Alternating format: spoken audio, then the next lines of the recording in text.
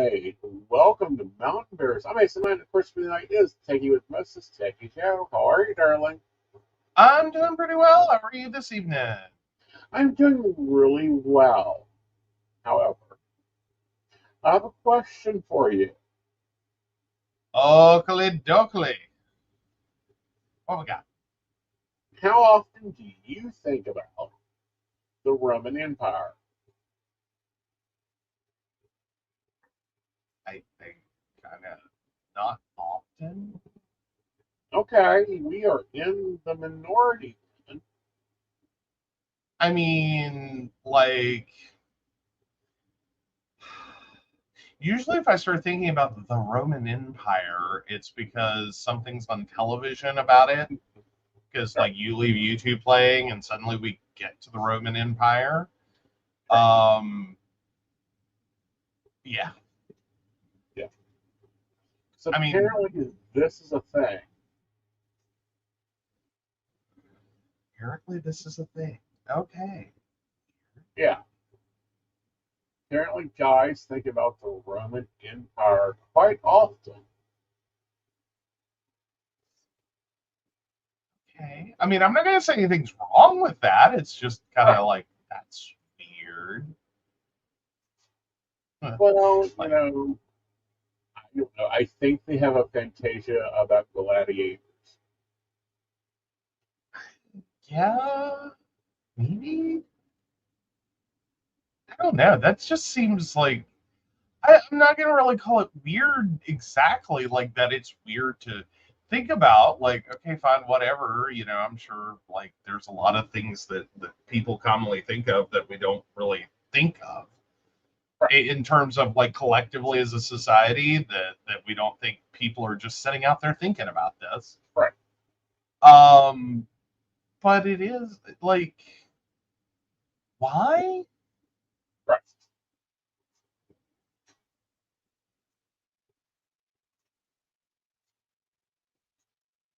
I mean, I'm Well, with Brenda. I saw a little bit about this on TikTok. I thought it was a joke. no, apparently it is not. Coming to you, just but paraphrase, please. If you have an article left over from this publisher. Let's see if I got any. I do. I do. So, yeah, the Washington Post would like us to know why men think about the Roman Empire. Um, got to sign in, apparently. One second.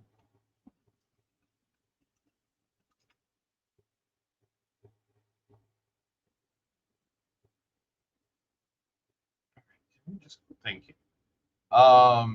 So yeah, it's been almost 2,000 years since the Roman Empire reached the historic peak of its power, but many men still contemplate it quite a lot.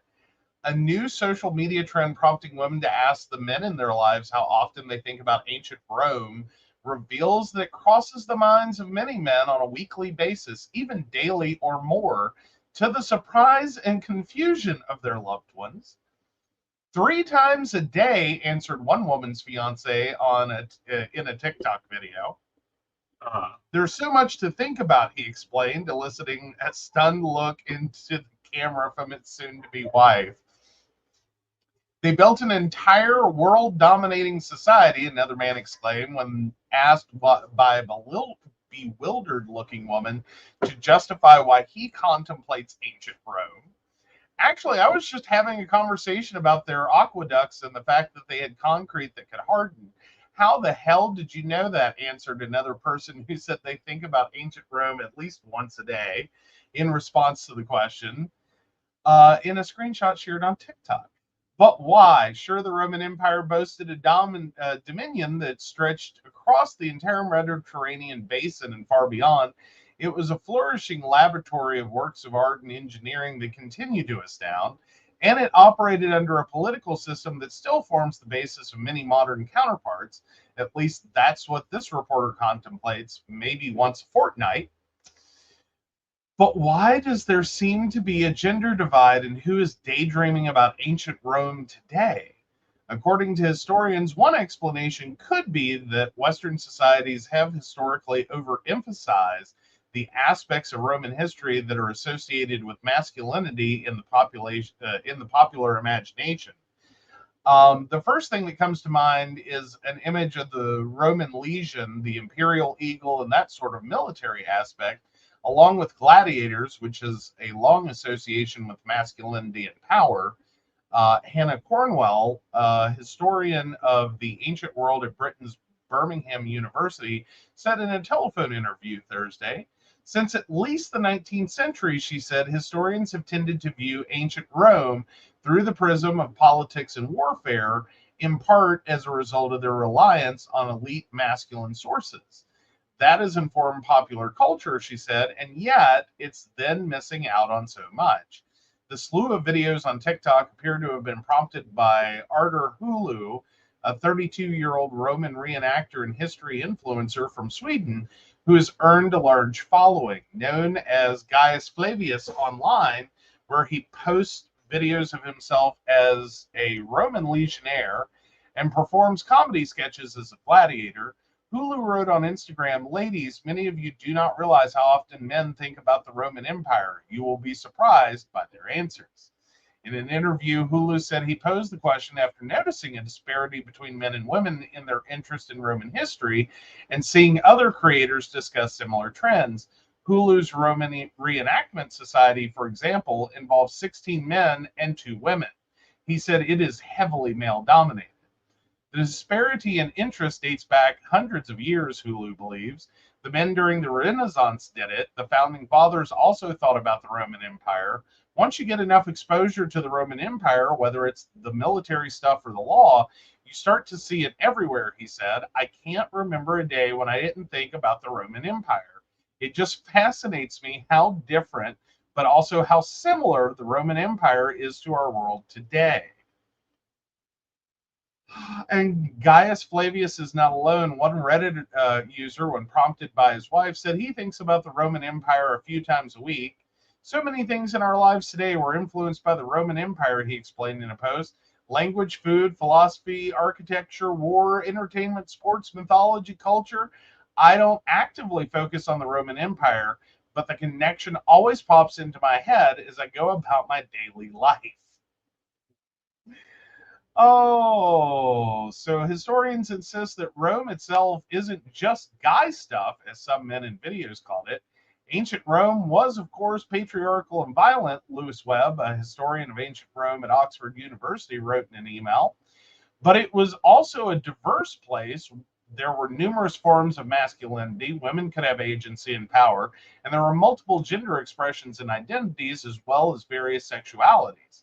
Historian Cornwell also points out that the Sextus Varius Avidius Basinius, or Elagabalus, the Roman emperor from AD 218 to 222, is frequently presented in ancient sources as experimenting with cross-dressing. Even when you get to some of the emperors, they're doing weird and wacky things by modern conceptions of what a man is. Cornwell points out there's also female gladiators. The Romans do have a clear sense of what is masculine and feminine, but within that, there is an awful lot of flexibility, which sometimes we often forget about, she said. And she herself, of course, thinks about the Roman Empire quite a lot on a daily basis, as it is her chosen field. Her partner recently told her he thinks about it 1.6 times a month. So what is a healthy amount? Goodness, she said, laughing. I'd really say it depends on what you're thinking about.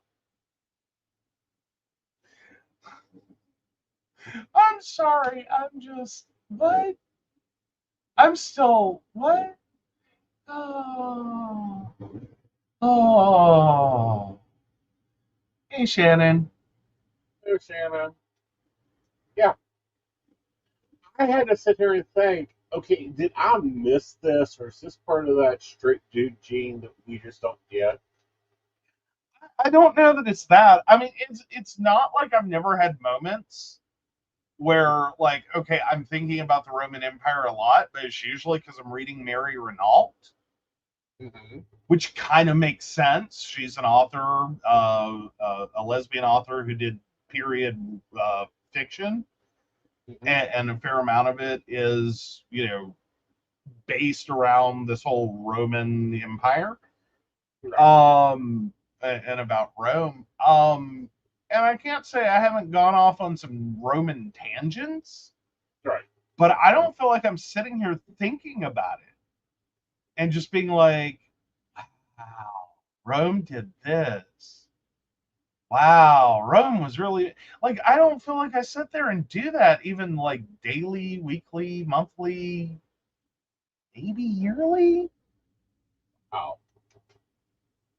Like, again, unless like your YouTube veers off and goes Roman Right. Empire, then it's like, okay, that's cool, that's whatever, that's weird, that's different, that's so cool. Um, but no, because there is a lot of Roman content. Right. Um, but it's just so weird that like of all the things you would think about, Right. like frequently, often, significant enough to pay attention to, like Right. Rome. Like, I mean, I get it. Like, there's a large forward of stuff from the Roman Empire. It's why Right. Roman history is kind of important. Right. But still, Yeah. It caught me, and I was just like, okay, maybe, because I am a glamour bear, and glamour bears don't, miss some things. oh please, like you wouldn't enjoy a Roman orgy. Oh, please, honey. I could probably book one next week. It's not like You I'm know, missing any. Well, but then again, I wonder how much of this is also inspired by I've got to say that maybe there is a connection to straight culture, because when you do kind of think about it, like frats are really heavy into like toga parties. Mm-hmm. Gladiators are a common straight male Halloween costume. Right. Sports kind of, well, most sports falls out of the original Olympics, and I do have one problem, though, with that. okay, Here's my I problem. mean, cross country skiing isn't one of them, but No, this is just my problem. If they're going to practice the Olympics, which was done in Rome, it should be done the same way it was done originally. again, back to your Roman orgy. Well, no, no, no. There's this rower, and by golly, I want to see him in classic Roman outfit. Okay, I want to see him row that boat just like the Romans would have. Okay, I mean, let me get his name. Exactly, Shannon. Uh, Chen is taking notes for educational purposes. yes, I was reading it in Out magazine, and no, not sponsored. But we'll gladly take a sponsorship out. Well, and then like what was it? What was it? The 300, the 400, or no, no, that wasn't it. Braveheart, Mm-hmm. or was that Scottish? That's Scottish. Okay, sorry, I'm getting lost. But again, you kind of get like a near time period. Yeah, Like we've done a lot of historically things, and I think some of them are based loosely based off Rome, or right, they're like Rome next gen, right, like post Roman Empire. right. Um, Brenda says, I'm not sure that I want to know so many reasons for you to be naked and greased. Robbie Mason, like we need to see properly to the Olympic 2024 outside of your paywall. Thank you very much.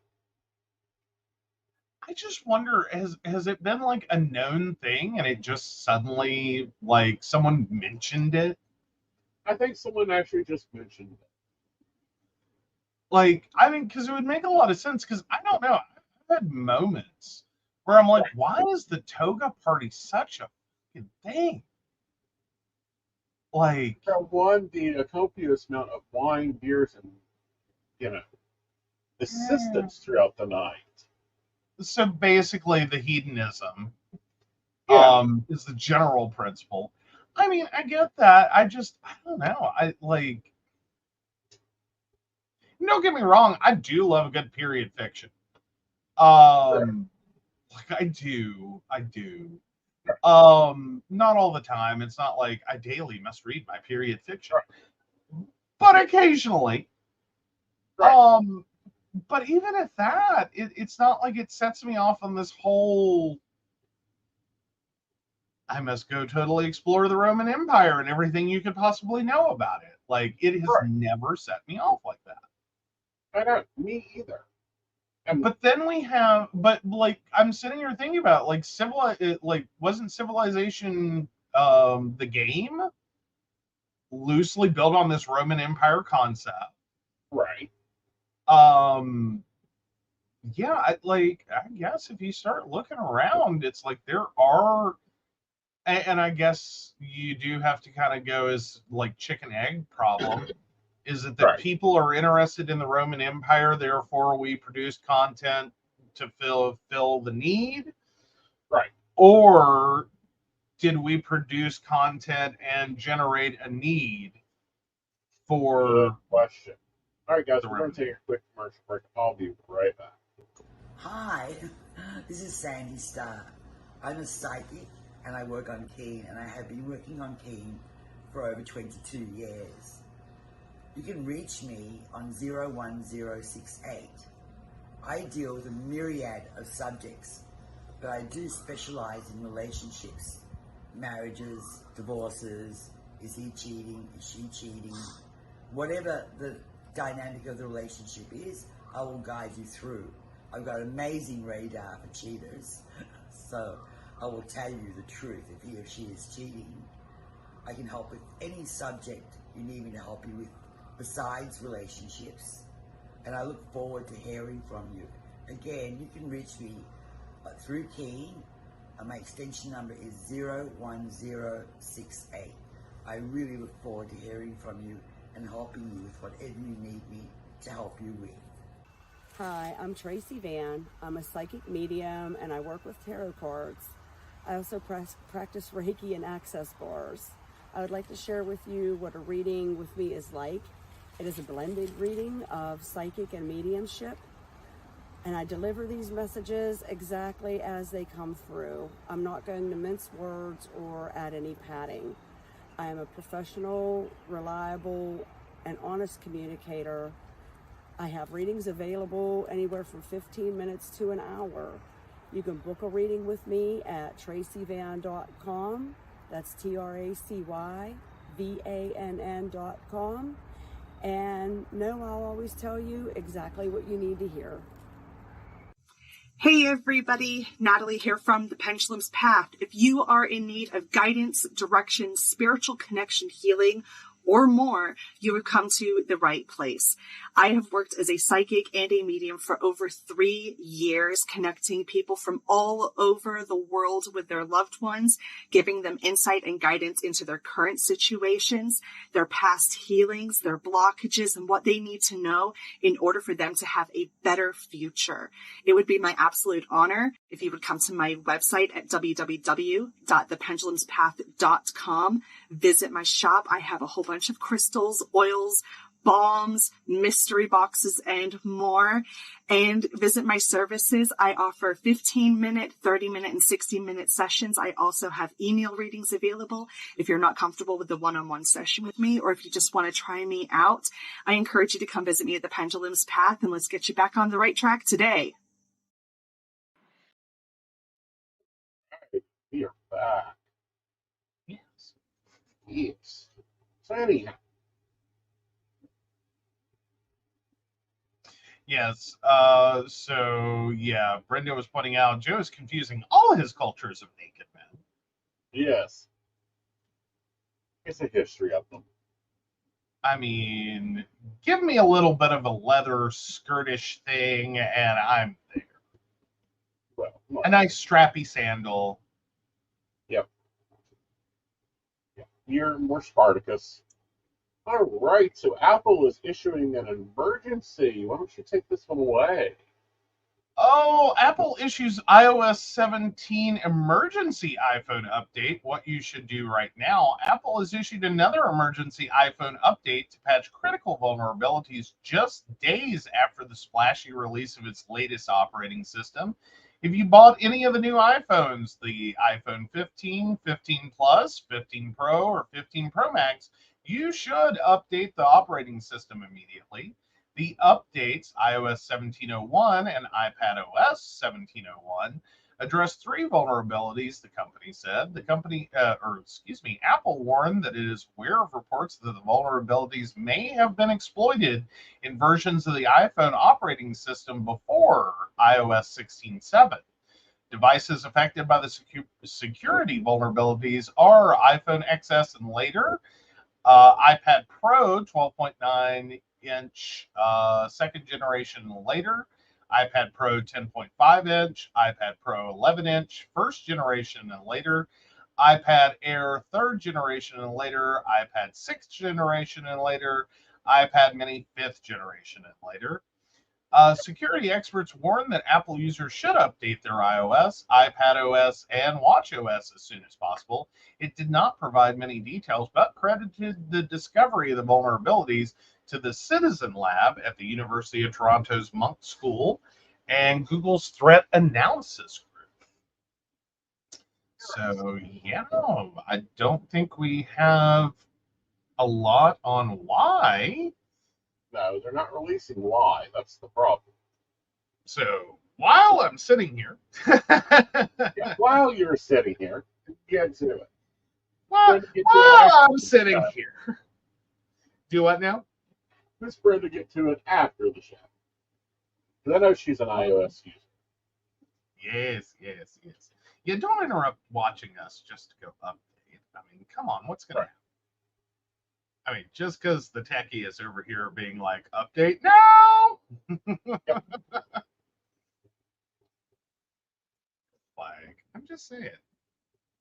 Like, we'll be on for a while. It'll probably be a quick update. I can actually tell you how long it's going to take here in a second.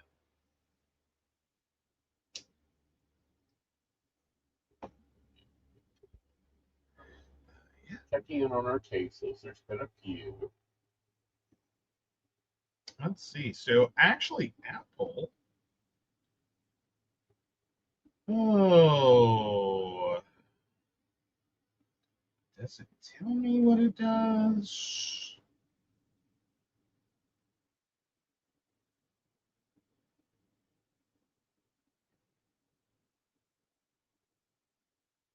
Oh, here we go. A local attacker may be able to elevate their privileges. Apple is aware of a report that this issue may have been actively exploited against versions before. The issue was addressed with improved checks. Then there's a malicious app may be able to bypass signature validation. Apple is aware of a report that this issue may have been actively exploited against versions of iOS before. And processing web content may lead to arbitrary code execution. And also, this may have been published before. Or exploited before, excuse me. I think this is that air bomb drop thing they're trying to prevent. Well, possibly, or it may be slightly related. I know they just did some major updates. So the download is already done on my iPad. It is doing prepare update, so that just took a few seconds. So we should know in just a minute. Because I know 17 took forever. Yeah, 3 days and caught. Do what now? 3 days and caught us. You needed to take a nap afterwards. Well, it did. It took a little bit. Oh, so yeah, Brenda's like, I beat you. You know what? It's been a day, okay?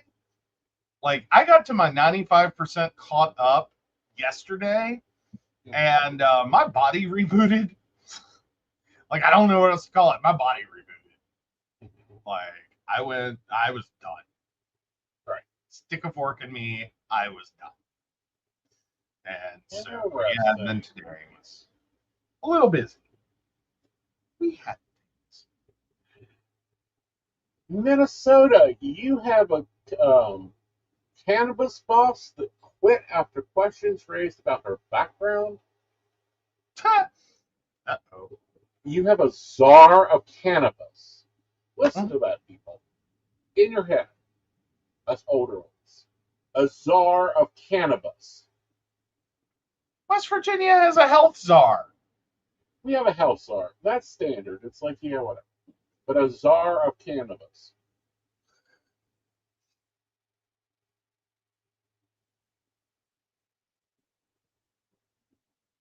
Just saying.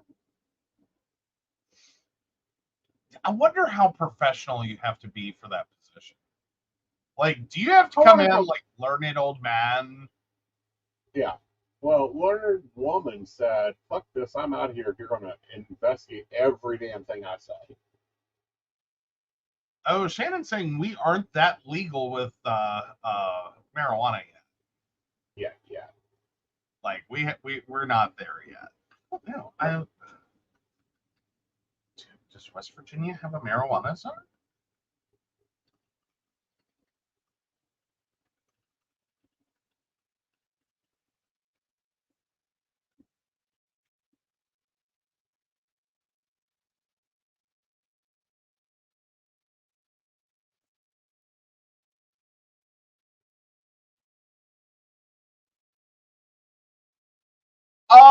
Well, funny thing.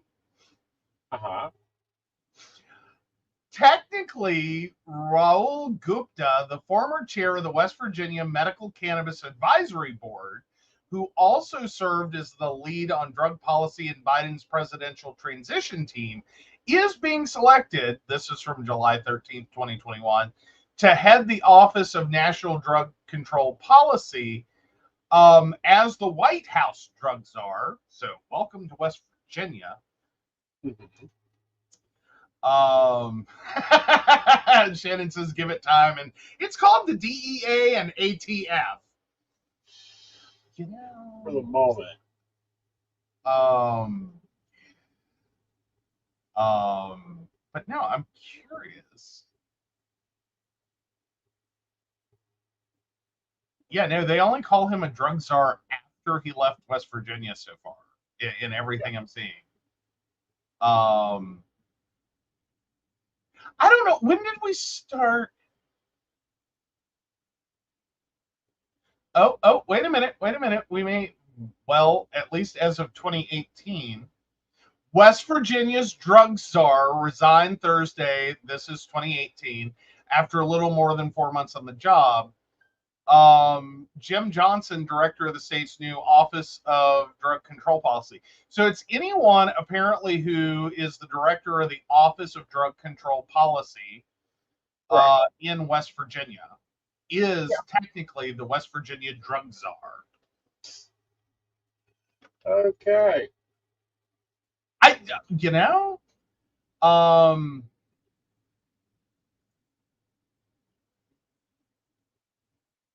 just saying.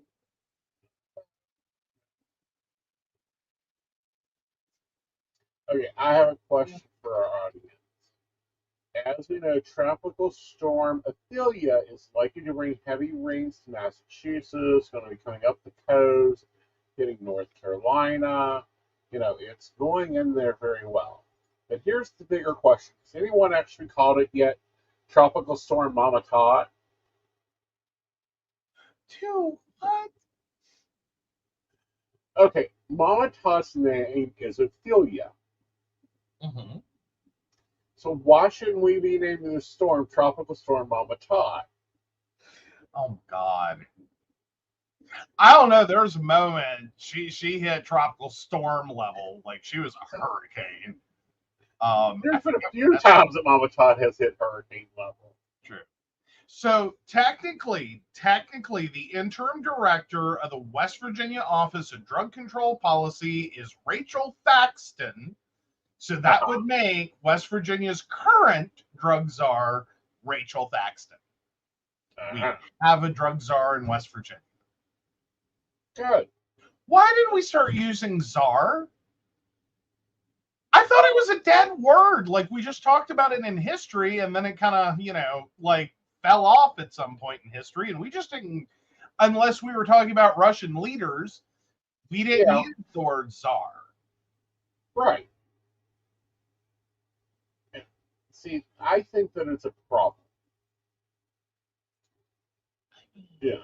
Did I miss something? Like, am I having a dumb person moment? I don't think you're having a dumb person. All right, so the noun czar is an emperor of Russia before 1917, but part 2 is a person appointed by government to advise on and coordinate policy in a particular area. So you can have a traffic czar, but we seem to really love this for drugs. Yes. Why do we love this for drugs? Is it what?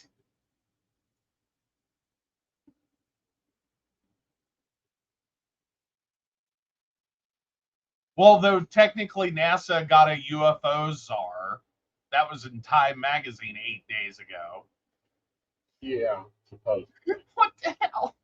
Why are we using the word czar? Like, who got so excited? Well, a lot of people have gotten overly excited with their titles. I mean, it's like we name snowstorms now. Like, that is the level of classification. All right, we're up to reboot on the iPad and the phone. Awesome.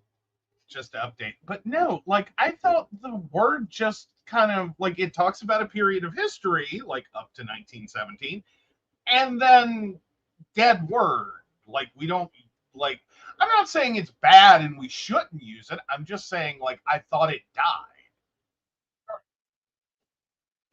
Like Davenport. Like, unless you're talking about a city named Davenport, which exists, you don't talk about the furniture. You don't just randomly drop, well, lay it on the Davenport. Well, true. That's because we don't have a Davenport. Now I have to have a moment because I always get confused. Yes, Iowa. Davenport, Iowa. I knew it was. I thought it was Iowa, but I didn't want to say it and be stupid.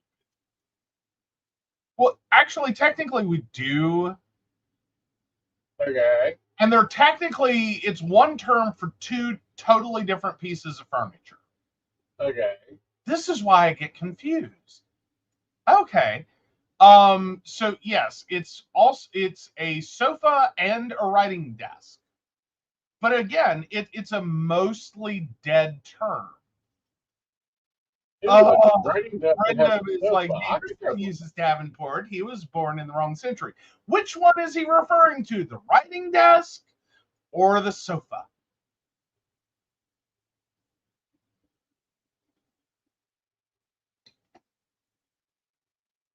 And it's weird. Those were the two items of furniture, and I went, wait, I got to be confused. Yeah. And then it's like, no, it's a confusing effing word because it means two totally different pieces of furniture. Right. But yeah. Like, who thought this was a good idea? Yeah, there's a lot of thoughts out there about what are good ideas. Okay, so Brenda says the neighbor uses it to refer to a sofa.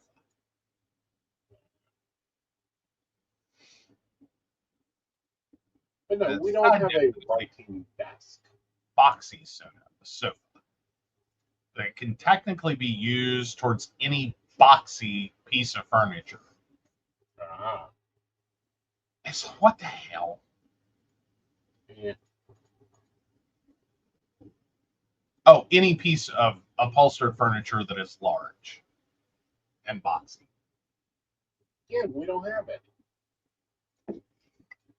I mean, Argumentatively, we do. I mean, Really? we're Are looking you at it hiding through the a word law. boxy sofa around here?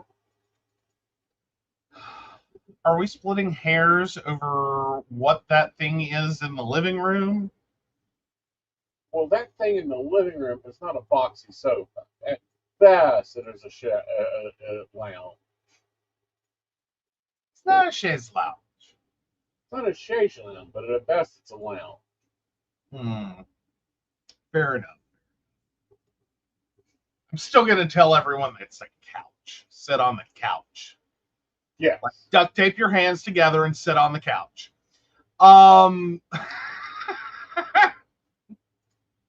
Because I say inappropriate things. That's why I'm a fun dinner party guest. I just randomly blurt shit out. One of the reasons I love you. At least keep me laughing. Pardon now? I said one of the reasons I love you. At least you keep me laughing. Mm-hmm. Yeah, you know. But no, when did we bring SAR back?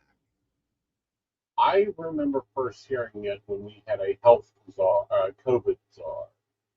Well, and I thought it was weird. Well, no, technically I think it was health SAR. Okay. Yeah. But still, I was like, okay, interesting. Like, you know, weird. But like I honestly I'm with you. I don't think we were using the word, were we? Well, no, 2018 apparently we already were, because that was that one article for drug control policy. Right. And West Virginia's former drug czar. I don't know what brought czar back.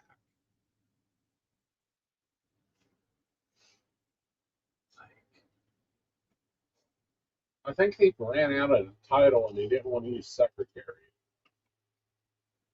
I mean, director of it kind of. Right. But then again, I guess drug director sounds weird. I can kind of follow that. Like, did we just.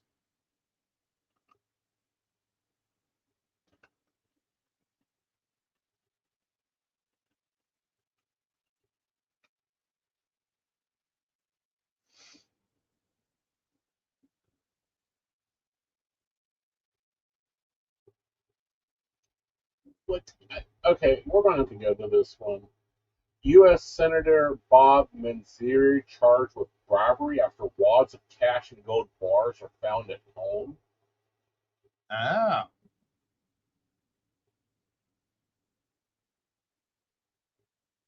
Okay, I'm not the only one. And apparently this happened. There is an article about this from 2008. Okay.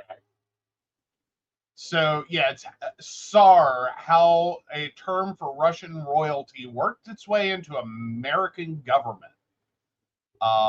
So I want to read this after the show. I don't want to hold the show up, so I'm going to drop that in the comments for everyone. Okay. And we can talk about that later. Yes. I don't like cross-using terms.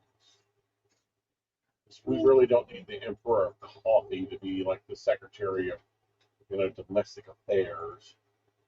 Yeah, I'm just glad I found an article where I'm not the only one being a weirdo about this. Like, where the hell did this resurgence for the word czar come from? Right. Because it's kind of a weird word to have pop back up. Right. So let's talk about the U.S. Senator of New Jersey charged with bribery twice now. Right.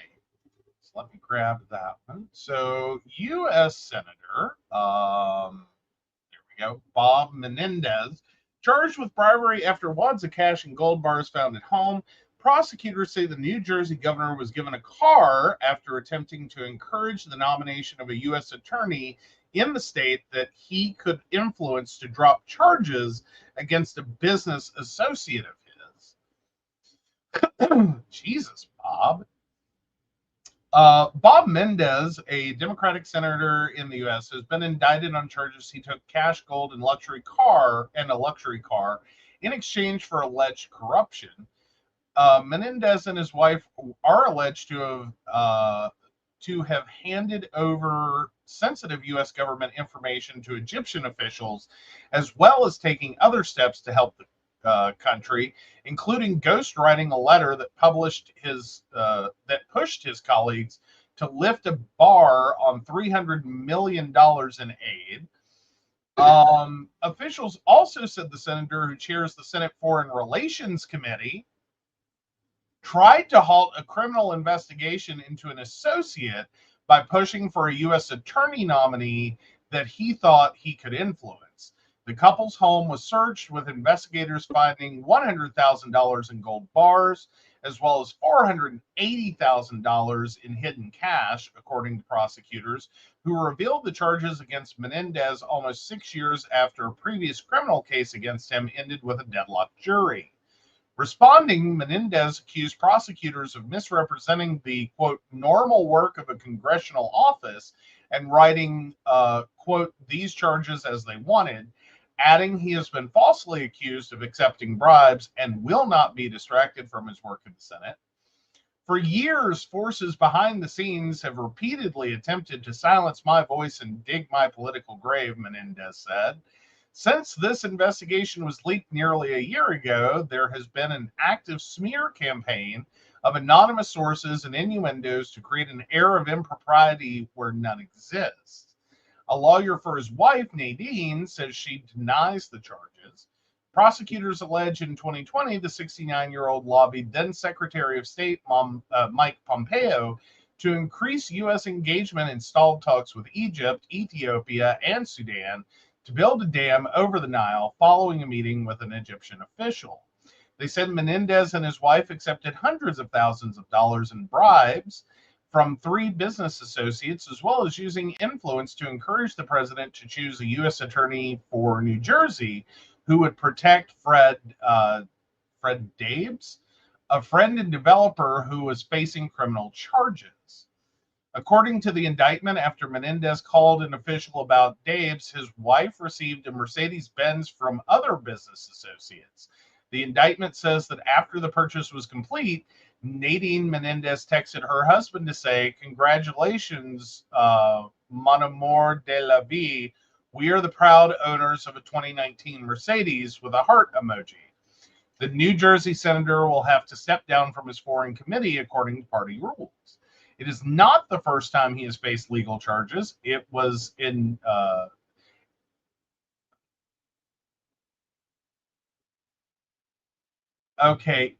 I think this was supposed to have been, he was indicted in 2015 over accusations he used his influence to help an eye doctor from Florida who had been handing over gifts to him. He was eventually cleared of the charges. I mean,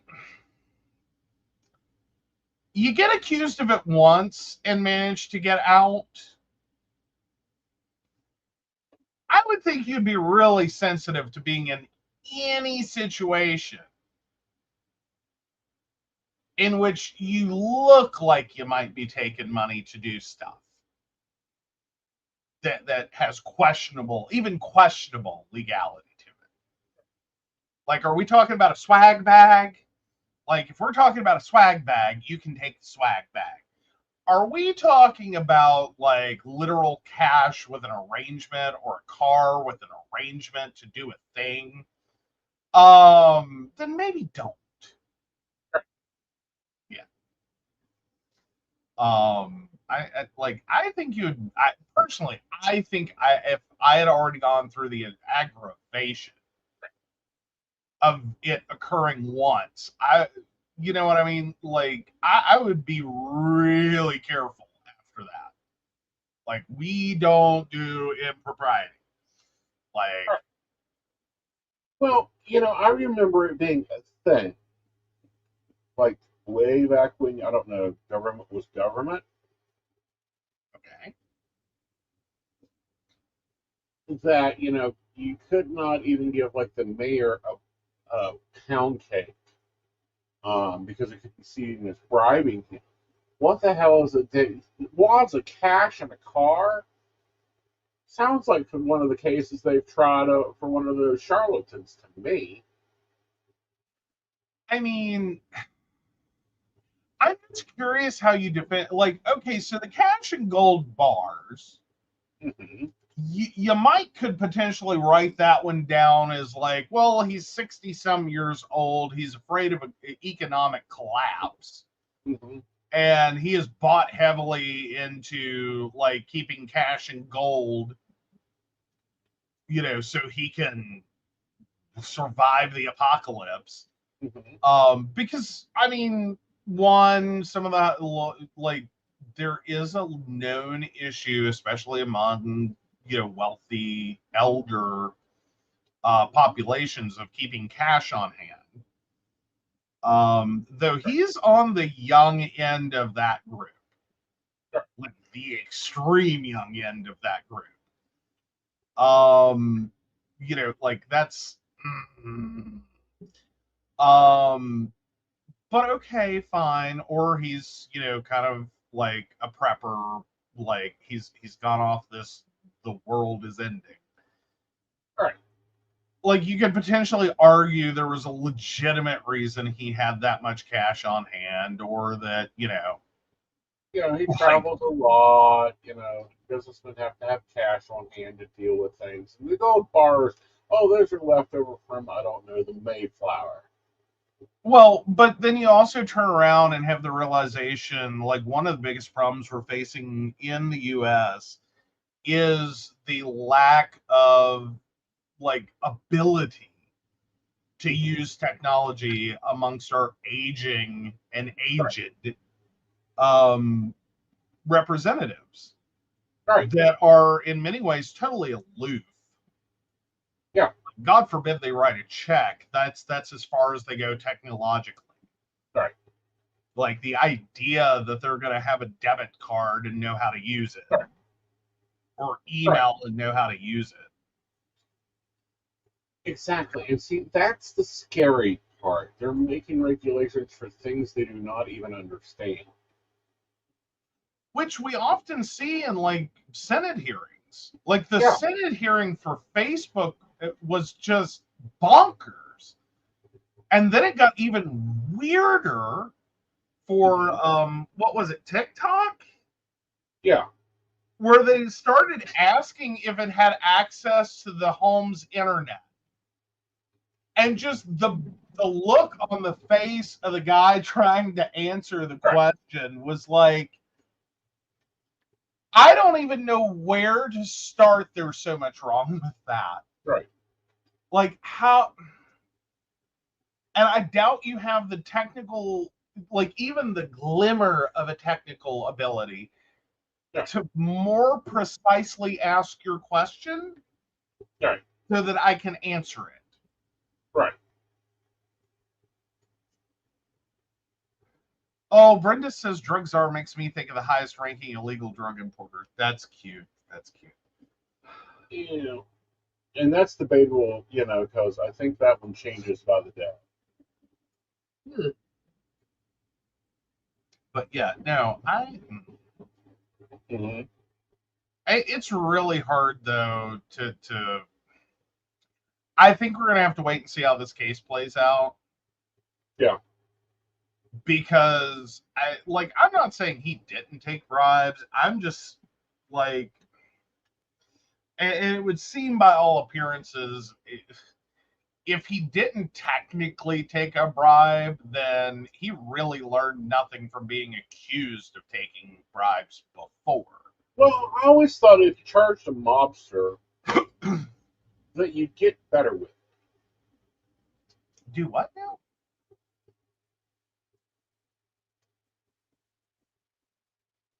If, he looks like a mobster. He smells like greasy sausages to me. I mean, so, yeah. Like, he doesn't give strong confidence of like, no, I wouldn't take money for doing illegal things. Right. And I mean, granted, we already know that there's a certain amount of legal bribery that already Sure. occurs. Right. Like lobbyists spending money is totally legal, even though it shouldn't be, because fundamentally we're buying politicians. Right. But we've called that legal. Then we have like massive corporate-based election sponsoring. Mm-hmm. We've called that legal. That's free speech of a corporation because now corporations are people. And then we turn around and even in the legislation that we try to pass, right. we effectively, it's an offer you can't refuse, because if you refuse it, your opponent in the next election is going to make you look like a total dick. Right. Like, well, it would have brought 4,000 jobs to the state of what the fuck's a who's it. And your opponent runs with that, voted against jobs for our state. No, I didn't. I voted against shittier legislation that was sweetened, that had a pork fat on it, that would have positively benefited our state, sure, but the legislation itself was like pure garbage. Right. Like, I'm not voting for that. Like, I don't care how much sugar you pour on this poor dead animal. Like, I'm not eating it. Right. Like, you would have just as much of a, like, because it creates this damned if you do, damned if you don't. Right. Like, you either voted for shitty legislation and it's like, they voted for shitty legislation, vote for me for change. Or it's they didn't vote for this wonderful piece of legislation and cost our state thousands of jobs. Like, well, it's see, here's the thing. They continue to be terrible, in my opinion. Like, okay. I'm so tired of most of our government, and we got a clear example of that this weekend. Okay. Oh, Lauren Boebert. Right. Poor fucking Lobo. I swear to God. Or Bilo. Can we call her Lobo? Bilo? Really, Lobo? Like, sorry. It's bad when, one, I don't vape, I smoke. But two, it's like, girl, come on now. Act like you got some fucking grace and style. Go watch, some documentaries of the Kennedys and figure out how to do it. But it doesn't sell anymore. Like, the reality is today, I don't think anyone, I think she's doing exactly what, like, voters or her constituent voters want, which is go act like a dumb piece of crap as long as you look like a Playboy centerfold, and we'll just keep voting for you. You're right. All right, so Lauren Boebert jokes that she has peacefully parted with Date after they were removed from theater. Oh, Representative Lauren Boebert, our Colorado, said she will not be going on another date with the man she was removed from a musical with in an incident earlier this month. Side note, I do love the fact that it is running around the internets. The most surprising part of the article truly is that she went to a musical. Right. Now, hold on to your hats. Hold on to your hats. It was, however, we should point out, Beetlejuice. Like, wasn't even highbrow. It was Beetlejuice, the musical. Right. Not that I'm throwing off on Beetlejuice. I like Beetlejuice. I think it's a good movie. Like, I would go see it. After this, I might, not want to watch it again just because but Boebert and the man were kicked out of the performance in a Denver theater for disruptive behavior. An incident report from the Buell Theater obtained by USA Today said two unidentified patrons received 3 different complaints and were accused of vaping, singing, causing a disturbance. The patrons, the report said, later refused to leave after they were asked to exit the venue, allegedly making statements such as, "Do you know who I am?" Mofos, if you got to say the words, "Do you know who I am?" One, whoever the hell you're talking to does not know. Or 2, maybe both, they don't care. GTFO. Oh. So, yeah, Boebert told TMZ at an airport in Washington that, quote, "It's always hard whenever there's gravity put on the voters. I'm here to provide levity and lift burdens off of people."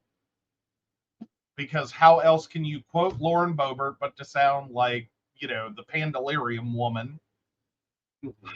"Ultimately, all future date nights have been canceled, and I learned to check party affiliations before you go on a date," she said, referencing reports that the man who appears in surveillance video of the incident with her is a Democrat. "But all in all, it was mostly a lovely time, and I've taken responsibility for my actions." She has not. Really? She has not. She first Oh. lied about it, said it wasn't her, and then they just pulled the film, and she said, "Oh, it was me," and I was she. Yeah, I It took the wasn't. picture when I shouldn't have. It wasn't that she lied once. It wasn't that she lied once. Like, you know, even the behavior was forgivable, but then she lied about it. And then it Yeah, wasn't once she lied about it. She just kept lying about it, one after another, and then mhm, fundamentally had to do a mea culpa that right, was not a mea culpa. It was, right. my life's so hard, my husband who exposed himself when I was 17 with In a a bowling dick alley. tattoo in a bowling alley in front of a bunch of teenagers. All the wrong with that. My marriage ending, it was just so hard on me. And meanwhile, there's more to the story. She said voters have been understanding that the moment was part of her personal life. "He's a wonderful man, and it was a great time to go out, have dinner, and enjoy part of a show. And now it's back to work," she said. "He's a private citizen, and we have peacefully parted at this time. Great man, great friend, and I wish him all the best." Unsurprisingly, that she wishes him a happy ending, but we'll get there in a minute. The surveillance video from inside the theater later showed the pair touching each other and Boebert vaping, contradicting previous claims from her campaign. Footage also showed flashes from a phone in Boebert's hand as she appeared to take a selfie. After the incident, Boebert joked in a post on X, formerly known as Twitter, that she did thoroughly enjoy the amazing Beetlejuice at the Buell Theater, and I plead guilty to laughing and singing too loud. The Denver Post first confirmed the incident. USA Today has reached out to Boebert's re-election campaign for additional information. Oh, but yes, no, she not only did her date grope her, which wasn't hard because, she was basically wearing a backup singer's dress at a Vegas show. Mm-hmm. Like the puppies were out on display. They needed leashes. And, she apparently needed to touch the junction of his inseam. Again, all of this on video, which apparently was not obvious to patrons of the Buell Theater until now. I'm sure a lot of people went, "Oh shit," about what the Buell Theater has on camera. Because this isn't your convenience store. Takes a snapshot every few seconds, grainy as hell. We can't identify anyone. No, this is full night vision, like 1080p, like full motion, like no sound, but full motion. and we'll vote him a 7, maybe a 7.5. I don't know. He's a chunky guy. He could be packing more and just was. No, look at the video on your full-size monitor, honey. It is not. Hey, you know. Meanwhile, like the whole problem with him is apparently he co-owns a bar that hosts an annual drag event. Right. Meanwhile, Bobert is all, anti-drag, though she probably personally doesn't give a shit. I'm not sure she can spell drag quite often. Well, I mean, it looks like she got most of her fashion tips from a drag queen. No, that's stripper wear, honey. We wouldn't be caught dead in that cheap shit. Well, technically, I thought drag and stripper was basically the same department. Nope. Okay, good to know. I didn't know that before tonight. I really thought drag and stripper were the same department. No, 2 separate departments. Oh, 2 separate department stores. Ooh. Well, good to know. Good to know.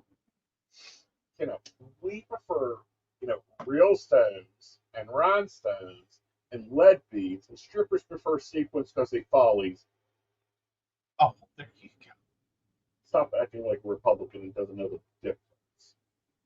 I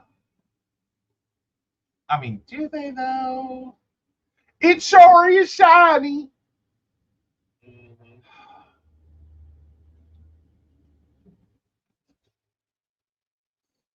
I mean, it seemed to be her plan for the night was how glittery can I be? More so, how easy can this fall off? Like, I am surprised when she walked out of the theater and fingered the ushers. Well, flip the finger. Flip the finger. Like, okay, let's not make the story weirder. It's already a wild roller coaster ride. She fingered no one. She flipped the bird. Yes.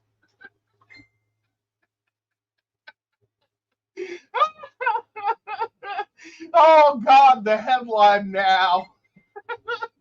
Yeah. I would kill. Well, okay, I won't kill. I'm not gonna do that. But like it would kill me to read, Republican Senator fingers.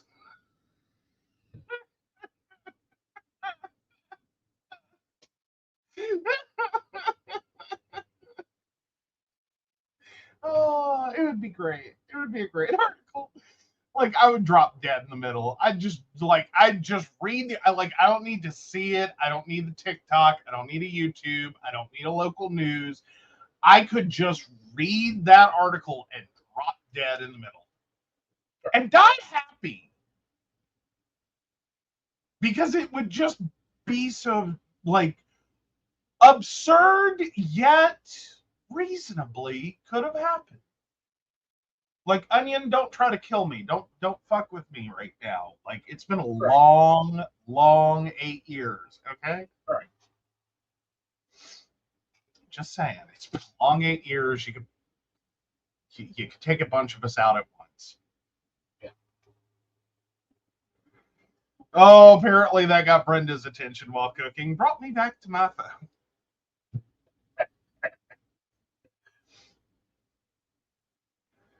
Oh, poor Senator Below.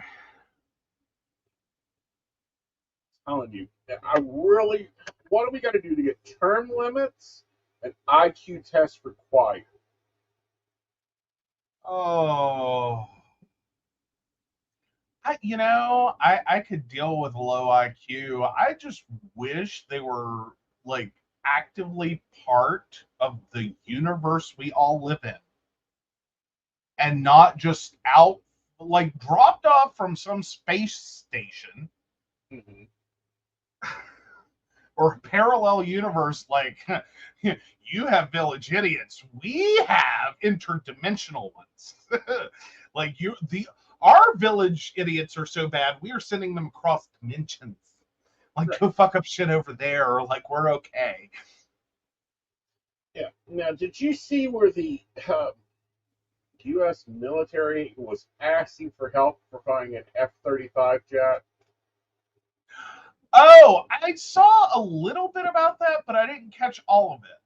Like, I started to read and I got distracted with something. Okay. Yeah. So they were doing let's some see. training. Okay. And they just lost an F-35. And the pilot had to eject. Okay.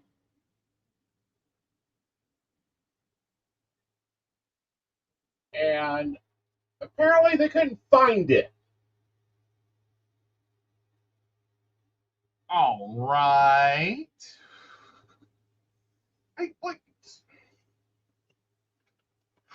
Like it crashed and we had no clue where it went.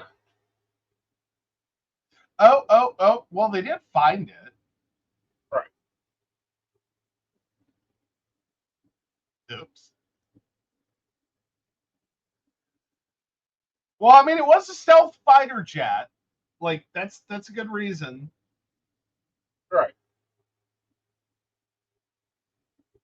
Oh, so yeah, it was they lost it from it was missing for more than 24 hours before its wreckage was found in rural South Carolina. Yeah. Oh, sorry. I mean, it's funny, but I get how you lose a stealth plane. Right. Like, you're not supposed to be able to find it.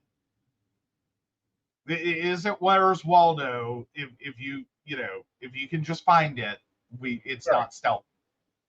Right.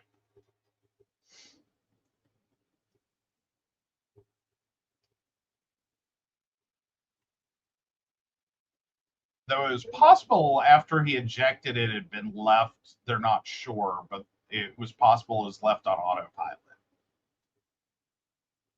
Probably.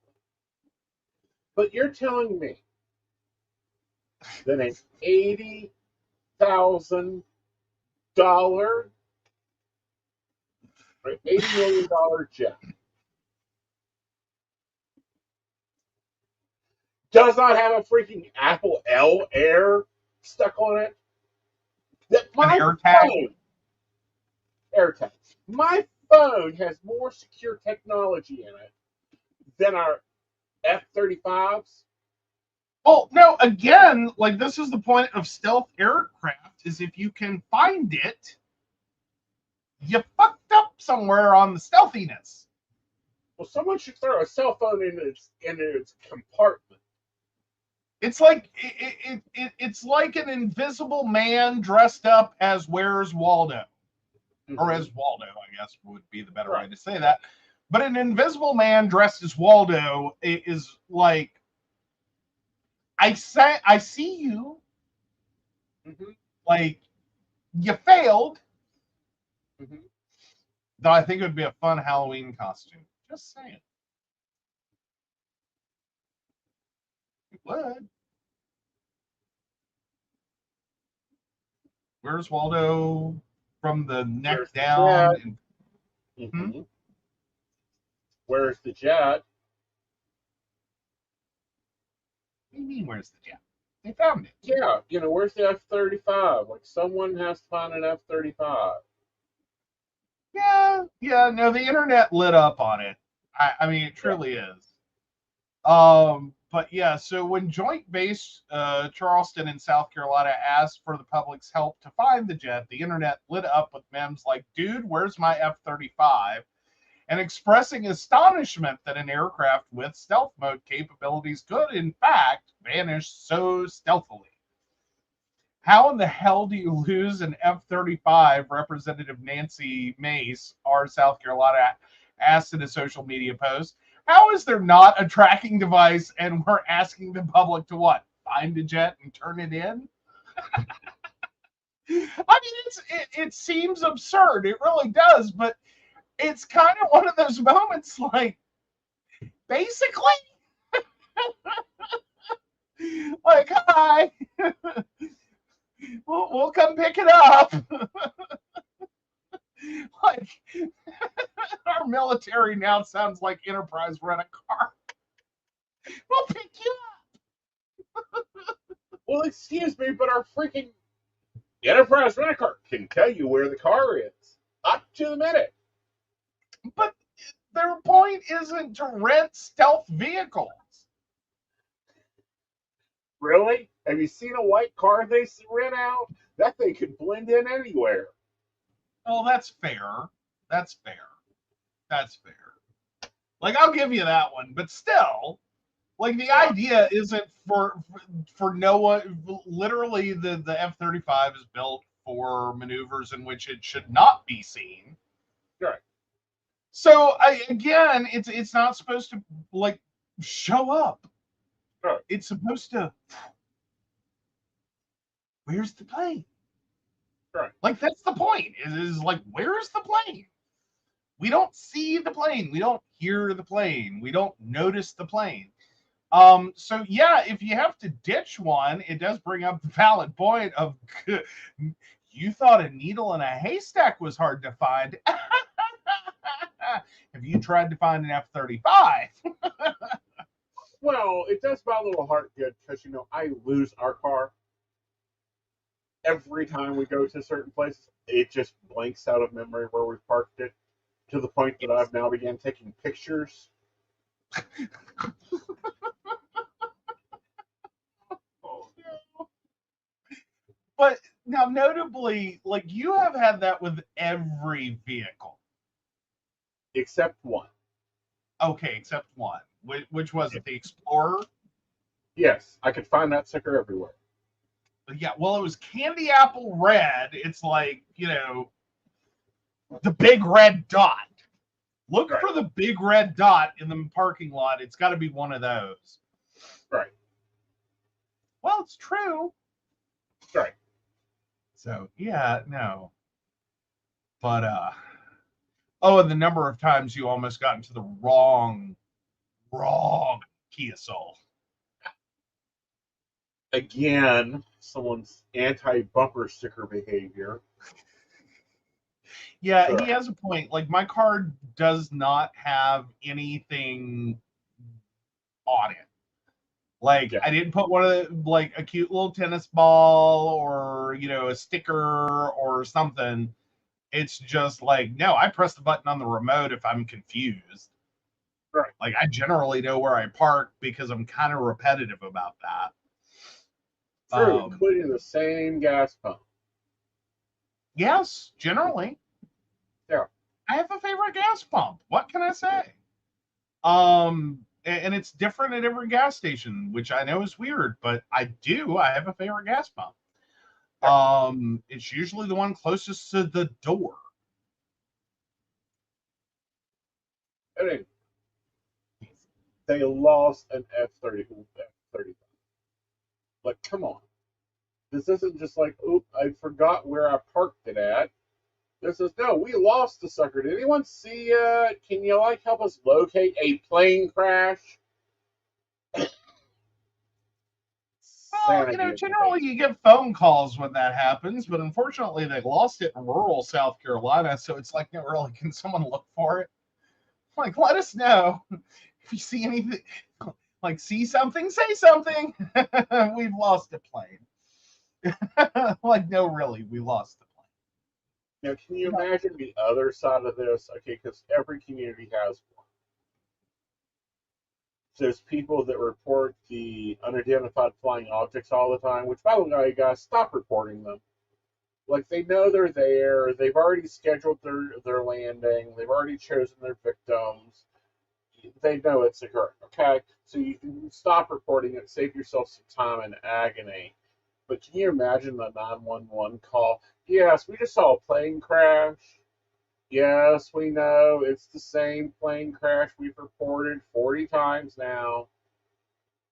I want you to come out and take a damn look at it. It's an unidentified object that crashed. Yes.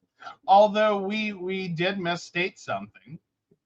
It is not an $80 million plane. Okay. It's a $140 million plane. Well, USA Today, you misstated that. Yeah, NBC News quotes it at a $140 million. Yeah. Can you imagine the insurance payout on it? I mean, is there an insurance payout? There should be. I mean, hell, we can't afford to be replacing these things. We got to put insurance on. Yeah, but how quickly does that policy claim get denied when it's like, no, literally, it was an act of war and you started it? Well, this wasn't even an act of war. This was an act of stupid. Well, no, I'm just saying, though, the United States showing up to be like, hi, I would like the insurance, please. Like, Yeah. Is it an act of war? Because we don't cover that. Yeah. And it's potentially, using it to perpetrate a crime, and it's potentially, doing any number of things that are like under your standard insurance would be like, no, we don't cover that. Right. No. I bet we'd get some insurance laws changed real fast. I mean, that begs the question: is like, do you get AAA with a Humvee? Right. Like are our soldiers stuck on the side of the road because they ran out of gas calling AAA like, hi? So, funny thing, I need a can of gas in Beirut. Yeah. I'm, over here, like, turn left at the bombed out.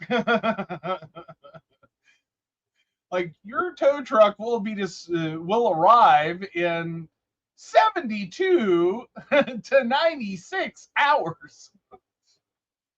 Please wait. More importantly, are you in a safe location? No!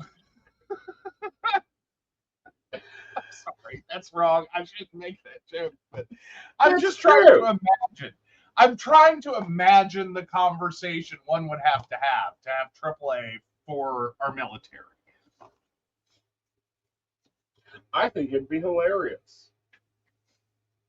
And then, like, do you answer the question, like, are you in a safe location? Do you answer that in relative terms or, like, normal people terms? Good question. Because if I'm having to call AAA because I'm in the military, broke down in, like, somewhere in the Middle East, I'm like, no! Is my reaction, but I mean, like, no, we've already cleared the minefield and the suicide bombers are like 4 or 5 miles away. We're fine. Like, I can't imagine. Either that or do they get them OnStar? They should give him OnStar. Like, OnStar, how can we help you? Hi, I need directions to the infidel. What? Like, there's a military contract that GM needs to look at. Ops, command ops. Right. OnStar, how can we help you bomb a country today? I'm sorry, this got so weird, so wrong, so fast.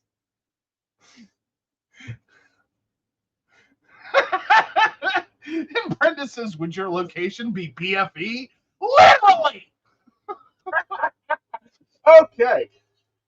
So I went a little bit deeper into this story. It is fucking hilarious, this fucking 911 call. I'm sorry, there's a 911 call? Yes! Like, the dude landed in somebody's backyard. Well, dude didn't. The plane did. No, he did. Oh, what?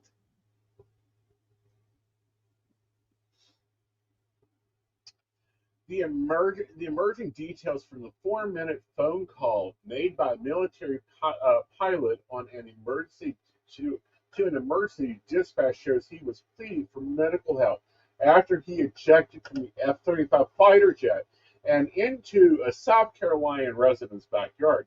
The resident of a home in North Carolina first tells the dispatcher, We got a pilot in our house. I guess he landed in my backyard, and we're trying to see if we can get an ambulance to the house, please. Like, okay, I could see that as a 911 dispatcher's like, what do you... Huh? Then the pilot gets a little in. Madam, ma'am, a military jet crashed. I'm the pilot. We need to get rescue rolling. I'm not sure where the plane is. It would have crash landed somewhere. I ejected.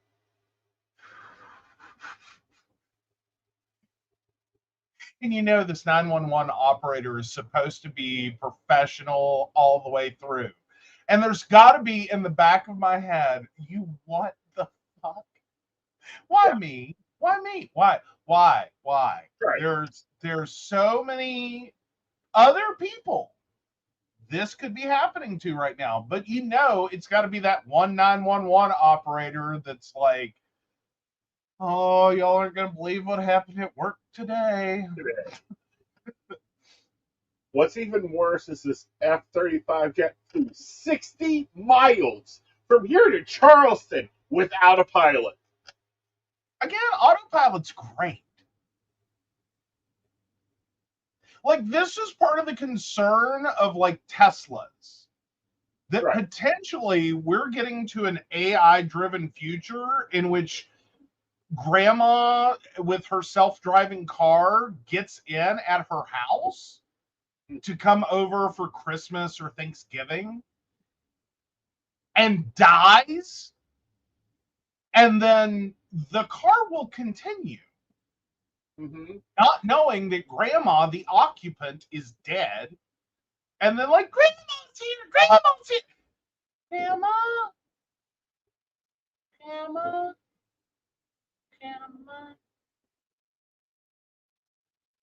Government Accountability's Office, F-35 aircraft performing far below program goals. What the hell? It flew 60 miles without a pilot.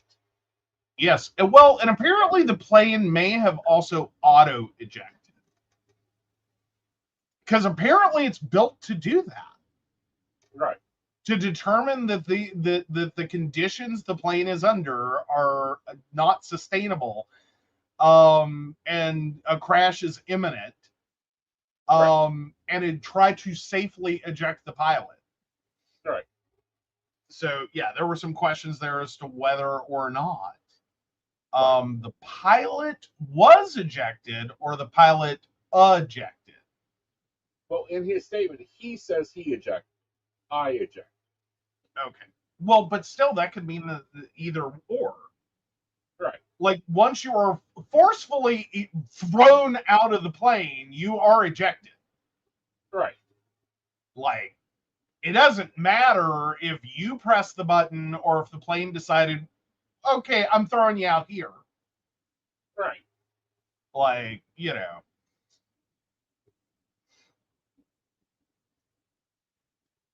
Anyway, reassembling the F-35 segments elements to determine government and contractors' responsibility, and any required technical data was recommended, making final decisions on the changes of the F-35 segments to address performance and affordability.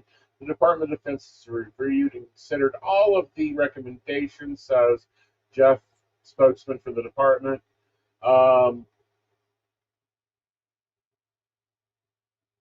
Dude, six is falling below accountability at six flying by itself for 60 miles before crashing.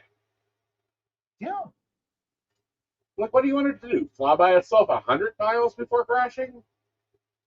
Well, no. It's not about that. One, potentially, like, this may have been a high-speed plane. So 60 miles. Well, and then you also have to go, is that 60 air miles or 60 land miles? Because that's a way different number. 60 land miles. Yeah, and if you're talking about, you know, like, even if it were an average plane, like that's very quick to do. Understandable, but still, it's like, Okay, it does not have LoJack. Why it does not have LoJack is beyond me. Like, that seems like that would be number one on the add to cart list. Stealth plane. LoJack. That when the cockpit blows out, then it activates. Oh, fair enough. Well, but then again, depending upon the mission these planes are on, This was a you training really mission. don't want to draw attention to the downed plane. Well, understandable. At the same time, you don't want to draw attention to the down plane. It might be able to be good to be able to find it with its nuclear weapons if it had them. This Well, one, but then according to my again, training mission, so had none of that. But still, well, but then there's the theory of like you can't exploit what no one can find. oh yes, you can. They're lucky this did not end up as part of a steal somewhere, like Brenda pointed out. Or better yet, the new parts to Bucky's, garage. Well, I mean, you want a tank. Wouldn't you also like an F-35? Like, I wouldn't mind an F-35. I would like I wouldn't one, mind. not this one. I'm just going to tell you now, they don't do pre-op. Well, they do, but they don't do like, when you go to the gas station and it's like, can you just pre-op like 40? They don't do that for planes. You understand? I don't pre-off anything because I personally like my debit card and do not like scammers to have it. Like, I don't use the pay at the pump feature ever. No, that's an authorization hold. Again, Like you do pre-auth and then they final transaction. That's how, like, if you pre-auth 40 and it takes 37, you get the $3 back. I get that. I know what that is, darling. Okay. That's what I'm saying. What I'm just saying they don't do that for planes. It's like fill her up. That's your choice. Fill her up. Just again, no, but at the same time, it's like no, thank you. I have, if I want a plane, I want like Air Force 3. okay. I don't want the president's plane. I don't want the vice president's plane. I want the first lady's plane. Okay, fair enough. Like you want the bedroom and the whole shebang. Yes.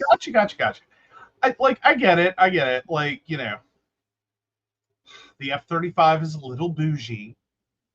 The F-35 is not bougie. It's freaking stripped down. There is no like full garment tea service. There is no nice linens in the damn thing. Exactly. Original meaning of bougie. Yeah. Like, it's slumming. It is. Yeah. And you can be apparently thrown out at any time. Like the plane just decides, you're done. Like it's a fucking Pop-Tart.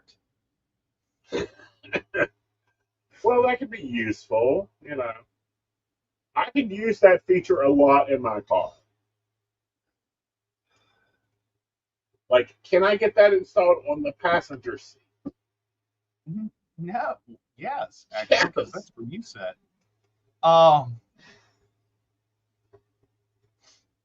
What? I'm not volunteering for ejection. No. Do you have it installed on our car? I know. You sit in the passenger seat all the time.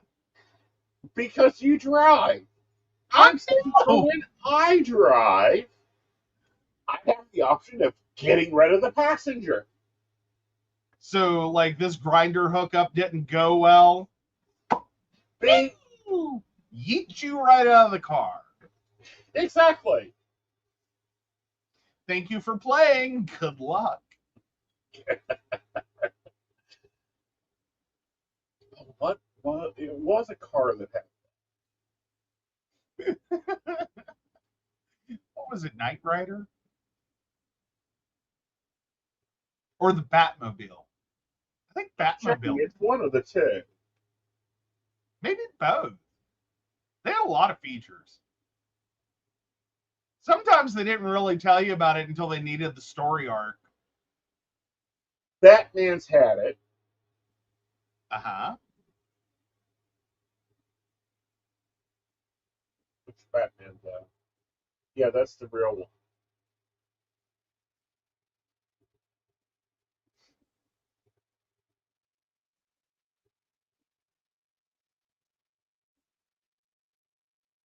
And let's check out my product.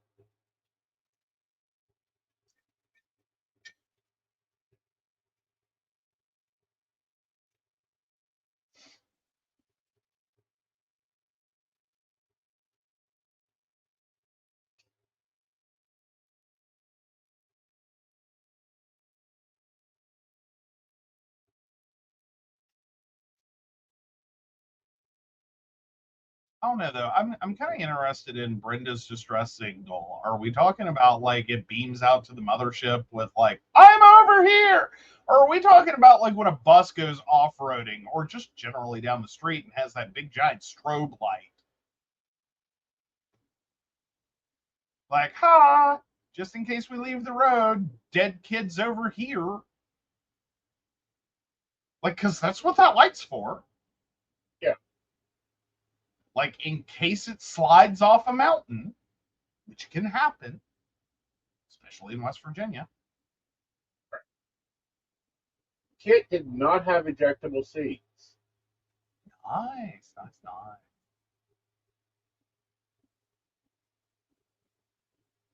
Well, at least Michael Knight, no matter how bad the date was, did have to drive you home. Well, at least Kit did, and like open the door and Without ask you politely to get out. Couldn't be like, bye, bitch. Paching! Call me. I think we want to come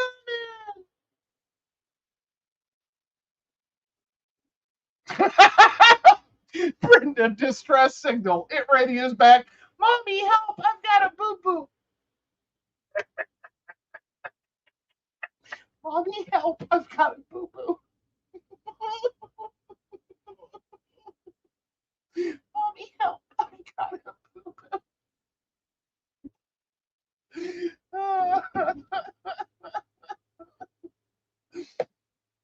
I swear to God, we've not been drinking. Not yet. Oh, after this show. Right. So, what do you got for being an asshole?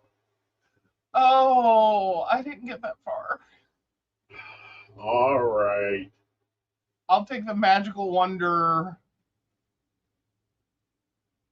of eeny, meeny, miny. Ooh. Sorry, I was looking through. I wasn't finding any good ones off the top.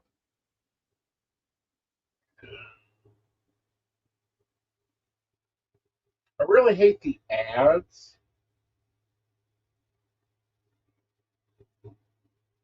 Ooh, this might be a good one, and it's very on topic.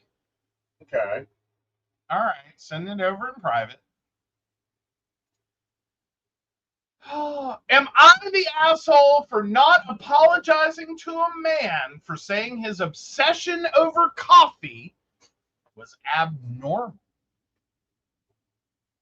I, female 27, was running late to work yesterday and stopped to get my coffee at insert national orange and pink coffee chain instead of the local little coffee or local shop I go to. I live in Brooklyn, so there's a lot of great places for coffee, but not all of them are speedy. This place's coffee isn't half bad anyway. Plus, they have donuts. Enter coworker Parker, who is a self-proclaimed coffee snob. Parker is my age. He saw the cup on my desk and started teasing me. The first time I was like, haha, I know. And that was that. Parker didn't stop though, and it felt less like teasing and more like just being rude. He started going off on my taste, how I wouldn't know good coffee if it hit me in the face, how I was crazy to drink that trash at various points throughout the day. Finally, at lunch, he was like, "You should really just let me make you something so you can actually appreciate good coffee." And like, we have a small kitchen where he keeps a mocha pot and beans, and it sounded unbearable. I said, "Parker, it is not normal to be this intense over a cup of coffee." And a few of my coworkers who were sitting next to me snorted. We all kind of exchanged looks as he made his own coffee. This morning on the elevator, it was just Parker and me, and he said, "I was very embarrassed by what you said yesterday. I'm very passionate about coffee." I said, "Okay, but you don't need to be rude about it to me." And he said, "It hurt my feelings, and you should apologize." He then divulged that he is autistic and coffee is a special interest of his. I didn't want to apologize, but this is making me rethink it. If anything, to keep the peace. I don't know if I should. Will I be the asshole if I don't? Edit, it was Dunkin' Donuts. I've gotten a few comments as to why I wrote it the way I did. I've seen so many things like chain that rhymes with Farbucks, etc. I thought it was an actual rule, laughing my ass off. Joe is broken. Yes, I'm broken. I'm broken. Yes, you are an asshole. One, for commenting on coffee consumption. Secondly, for not accepting a friendly offer of coffee. And third, for, just being a dick.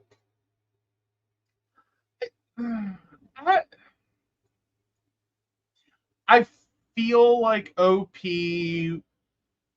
already had an inkling Mm-hmm.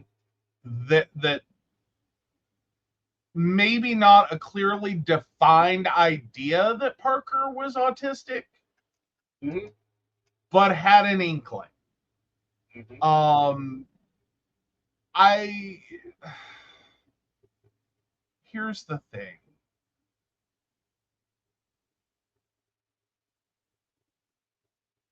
Fundamentally, I understand your frustration. I do. It is kind of annoying, frustrating, however you want to word it, when people get really in your face about your choices. And I get that. I get that. At the same time, um, I think you got really defensive over what really sounds like normal office behavior. Like, I'm sorry, like we all have office people that we have worked with that are just over the top about something. Like, whether it's the guy who goes on and on and on and on and on about the football game, or the guy that goes on and on and on and on and on about his car,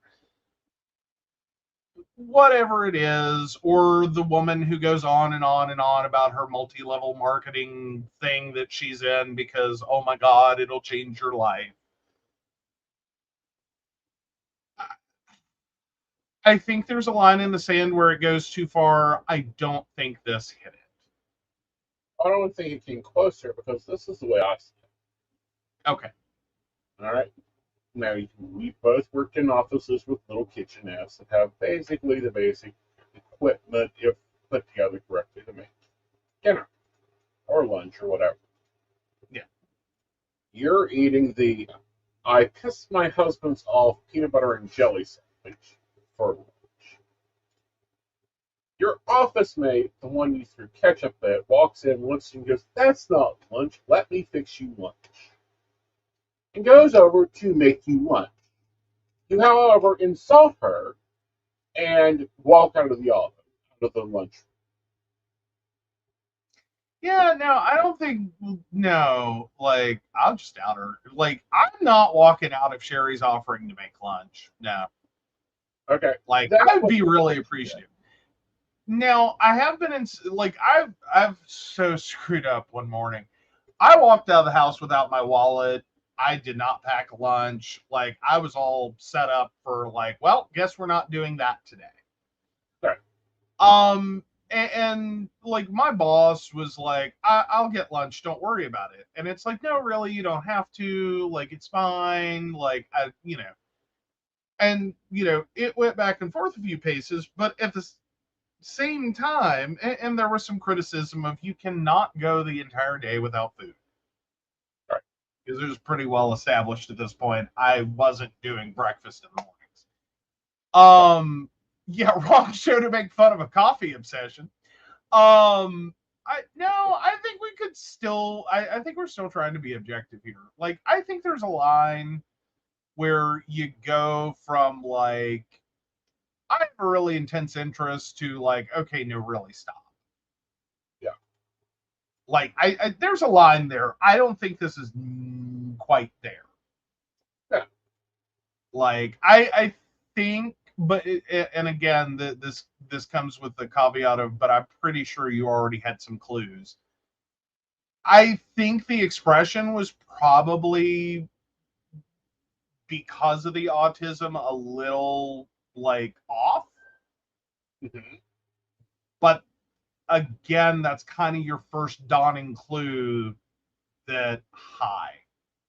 Yeah. There's a reason. Right. That this interaction is going awkwardly. I like the fact that this then turned into other people are laughing at him. Mm-hmm.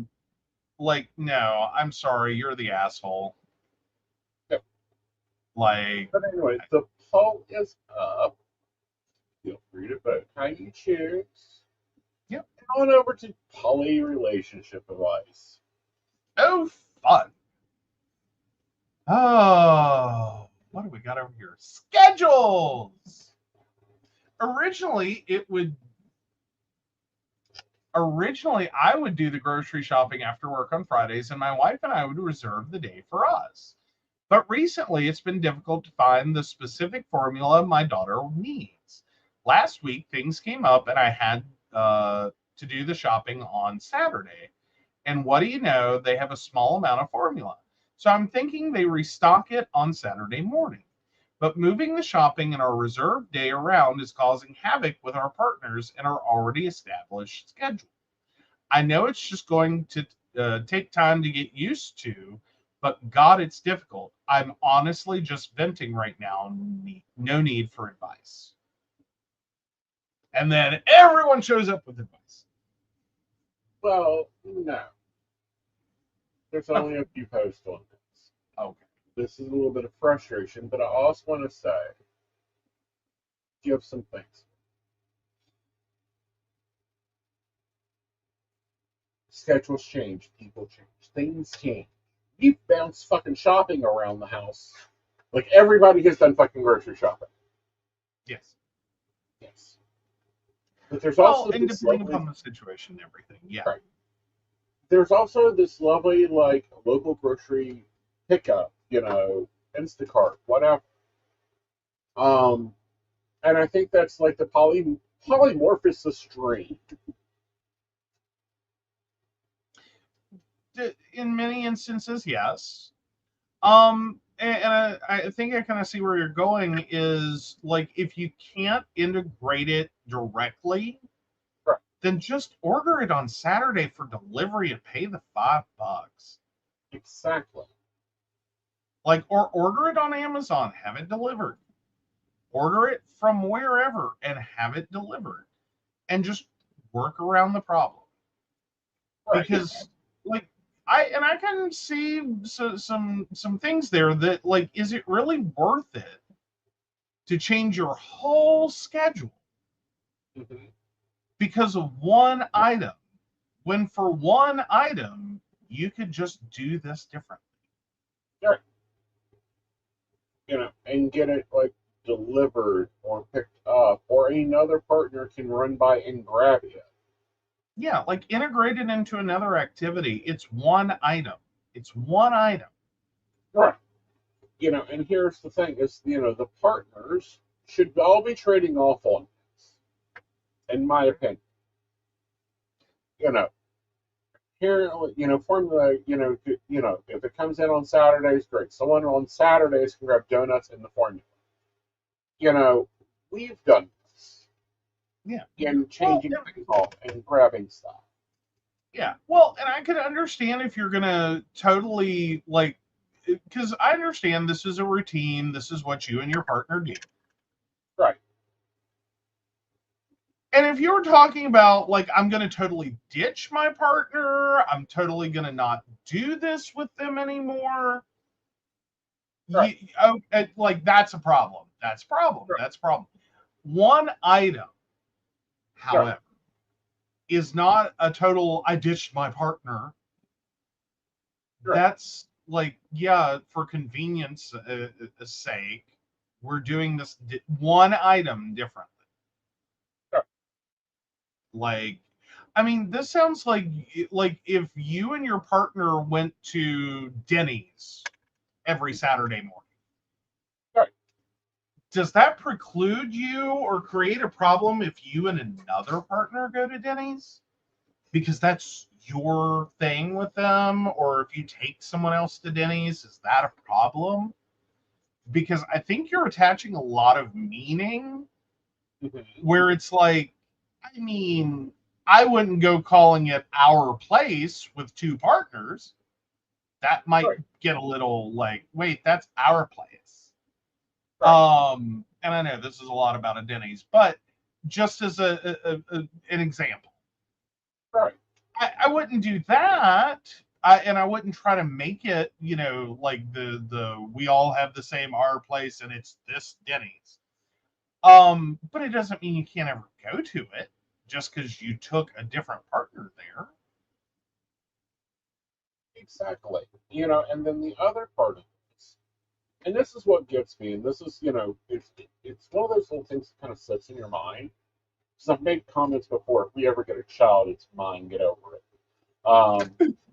Candid here, thank you very much, go away. Is that it's like saying, oh, just because we have a child now, we can't go and do things, or, just because, and it's like, no, everybody gets to pitch in and wash bottles and change diapers.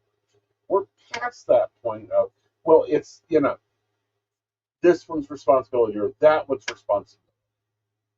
Well, in a lot of ways, yes. And even the things one claims, it's like, but it's okay if someone else does that. Yeah. Like, you can still have the thing, right, and someone else does it too, or it gets done a different way. Like, it's not like you quit raising a child because you're not the one who took them for photo day. Yeah. Okay, like, that's not how that works. It's not like, well, you didn't show up for this one event, so not your child anymore. Like, parenting denied. Well, but see, this is what gets me, and it's, and we even done this during the pandemic when there was a shortage. Everybody, like, your partner network should know. Well, here's the example. Okay, I was stuck on this one call. Every one of my partners was checking their Walmarts for this coffee. Why isn't the other partners not getting this baby's formula? Yeah, you have minions. Use them. I mean, I'm sorry. I know maybe that comes across a little kitchen table, maybe more than some poly situations are. Mm-hmm. But, like, I don't see the problem. No. Like, it doesn't mean you have to be kitchen table on it. It's just like, hey, we need formula for this kid and we're struggling to find it. Someone figure out where to find it. Like, we would be thrilled. Right. Oh, tomorrow is Jeff and Sandy's day. So Jeff hits Kroger's on the way of picking up Sandy and grabs 3 things of formula and drops it off as he's picking Sandy up. Yeah, it doesn't mean you just suddenly got integrated as a third parent. Right. It's not the same as, like, do you want to watch the conception video? Do you want to join us in our video or in our bedroom and try for another? Like, that's not, Like, no, Right. those are clear examples of like, okay, no, that's a little more integrated than anyone wants to be. And that's understandably that's kitchen table-ish behavior Right. or beyond. This is like, hi, I'm looking for this thing. I can't find it. Can any of you guys? Right. Just a bug in your ear if you see it. Right. You know, it was I think part of the partner group that was doing the formula hunt. Yeah, and like that was so many layers out. I forget. No, that was Tracy. Tracy's Oh friend yeah, it was. it was on a Pacific formula, and we were using our poly network for that one. Like anyone can find this. Please let us know. Right. Like, we will give you the address to ship it to. Do not ship it to the house. Yeah, or we'll find a way to get it there. Right. But it needs to like ASAP. Right. Like, that's the benefits of having the poly network. oh yeah. You know, And I think that's one of the poly benefits in general is right. like, no, this isn't all on one person, like in monogamy. Like, Right. I can't find our kid's formula. Like, good luck to you. May the odds be forever in your favor. It's just the two of us, and Right. good luck. Right. I mean, but even within that, does it matter if like your sister-in-law finds it? Does it matter if your mother-in-law finds it? Does Right. it matter if your third cousin finds it? Or someone in their mommy and me group? Right. Who cares? You found it. This is, it doesn't matter who bought it. It doesn't change like the nature of the like we didn't just renegotiate parentage here. True. But at the same time, I'm like, what's the issue? Like, why is this a poly? Like, this shouldn't be the poly issue. No, I think if you're at this level, you need to reevaluate and back off. Mm-hmm. Like you really need to adjust. Yeah. Like you're you're locking in on stuff that's like, are you just trying to start an argument? Are you just trying to make things difficult for you? Because I think sometimes poly people make things more difficult than they have to be, especially newer poly. Mm-hmm. Newer non-monogamy gets very difficult. Yeah, and I thought, well, and sometimes I think there's an oversensitivity. Right. Like, especially when you're with someone and you're with others and you're trying to distinguish a relationship from other relationships. Because granted, no one wants the copycat. Right. That uses like babe for everyone, who like tries to like buys the same Christmas gift for everyone, who goes on the same place for a date with everybody. Like Right. the copycat thing gets really like, so I'm a clone. Right. In your mind. Right. Or like, replace no, it you need in some your mind. specials.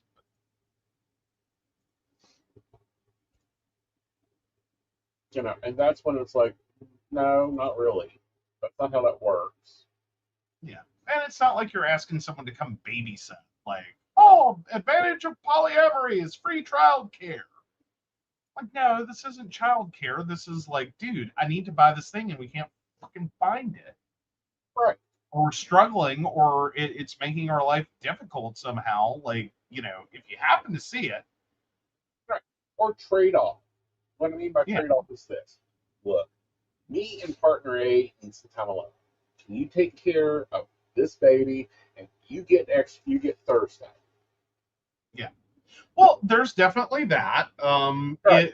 If you're in a poly situation, which childcare is, something someone's interested in. Right. Because now there are people in situations where it's like, no, that's a boundary. Like, Right. I'm not doing childcare. Right. Like, you know, we're not, friends with benefits, and childcare is one of them. Right.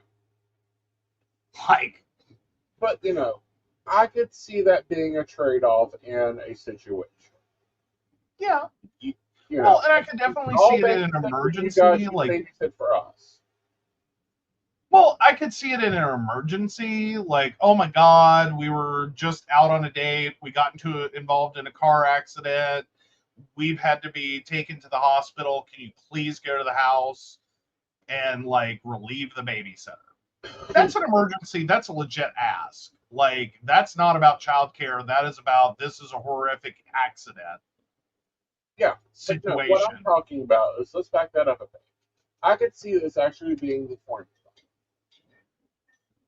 If you have switching off mono couples, switching off straight couples, we'll watch them Thursday night, and you two can go out. You two watch them Friday night, and us two can go out, and then we just switch it around. Yeah. Yeah. Yeah, that works in a box. Like where there's like all equal relationships, or where there's like a swapping. Right. Like, what is it? The X? Yeah. Like the X configuration, basically Correct. trading spouses configuration.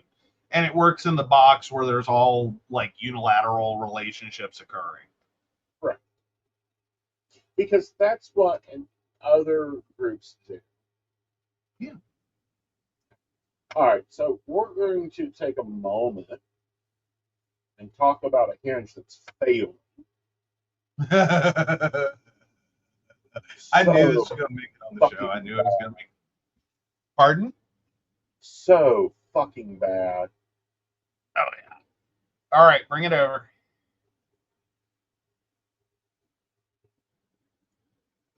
Let me bring it up. It's Sister Wives. I know you've heard the things. Oh, is it Sister Wives? Yeah. Oh, yeah. Well, yeah. Okay, I thought there was another one that ticked you off so bad. Because it's like, no, bad hinge, bad hinge, bad hinge. Why are you starting this? Bad hinge.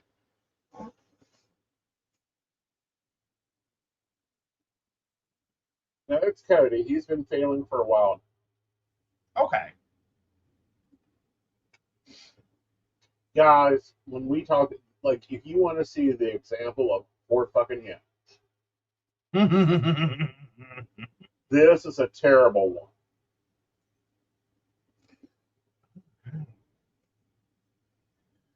Oh. I'm at Robin's house. I'm at my office in Robin's house. Excuse me? So Sister Wives star Janelle Brown says Cody told her he wasn't attracted to Christine for years before their split. Right. Yeah. Yeah.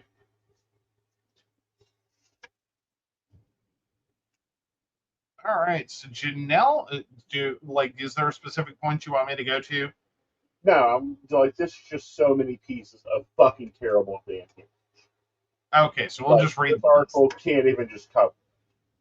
Okay. You've been saying it. Do I now? You've been saying it. I want free discussion. You've been saying it. I've been watching the recaps. I've even watched some of the show. But Janelle is handing him his ass. For good reason. He is an ass. There is plentifulness of ass to be handed. Yeah. Because it's like, I struggle with him on like, what have you done right? Like, can I fit it on a Post-it? And not have like a lot of space left. No. Let's see. Favoring Robin is issue 1. Yeah, favoritism is generally at best hierarchical, Polly. Right, but she is. If we fit it into try to do hierarchical, it fails. Yeah. Okay. What I mean by that is the test of hierarchical means that there's an agreed, perceived hierarchy, like first wife, second wife, third wife, fourth wife. Yeah. So it fails that test because she's the last one Mm-hmm. in it. So they're not So at best, it's flavor of the month wife. Latest shiny Right. latest shiny object syndrome is Yeah. what Janelle pronounced him with last. Mm-hmm. I thought it was good that they finally showed her fighting him. Because we've seen rumors that Janelle fights Cody. We've heard, they filmed the niceties. Mm-hmm. And then everything else hits the cutting room floor because that doesn't sell the narrative. Right. However, she fucking told him off last time. Mm-hmm. And now she's meaning to tell him, no, I want to remain separate from you. We can get counseling, but I want to remain separate from you. And he's going, oh, but, I don't understand why it's this way. Hello, dude. Let me explain this to you by number. It's like, do you want it alphabetical, categorical? Do you like? Do you want it ranked? Yeah. I don't want to be with you because you're an ass, because you've treated everyone like shit, because you've not called any of my damn children for Christmas or their birthdays. Yeah. You went to one wedding but refused to go to a different event or to a funeral, wasn't it? Yeah. Yeah, Didn't want to go with your daughter to surgery. Yeah. Yeah. Like, definitely some fair weather daddy vibe. Mm-hmm. Like, when it's all happy and good and it involves Robin, Right. everything's great and wonderful, and of course we should do that. Right. And if it involves others and or it's a negative, Mm-hmm. then no, we can't do that. Yeah. Like, yeah, it's very like it's incredibly lopsided. Like, even Right. more than hierarchical would suggest, even if, like, okay, we're doing some weird version of hierarchical. Right. It doesn't make any sense. It would still be weird. Like, and then there's the house favoritism. Like, two of the wives got their houses built. The third one was still living in an RV, and they're No. Two of the wives rented house. One wife bought a house. right. Was paid to buy a house. Second wife was renting a house, but was paying out of her own rent. Right.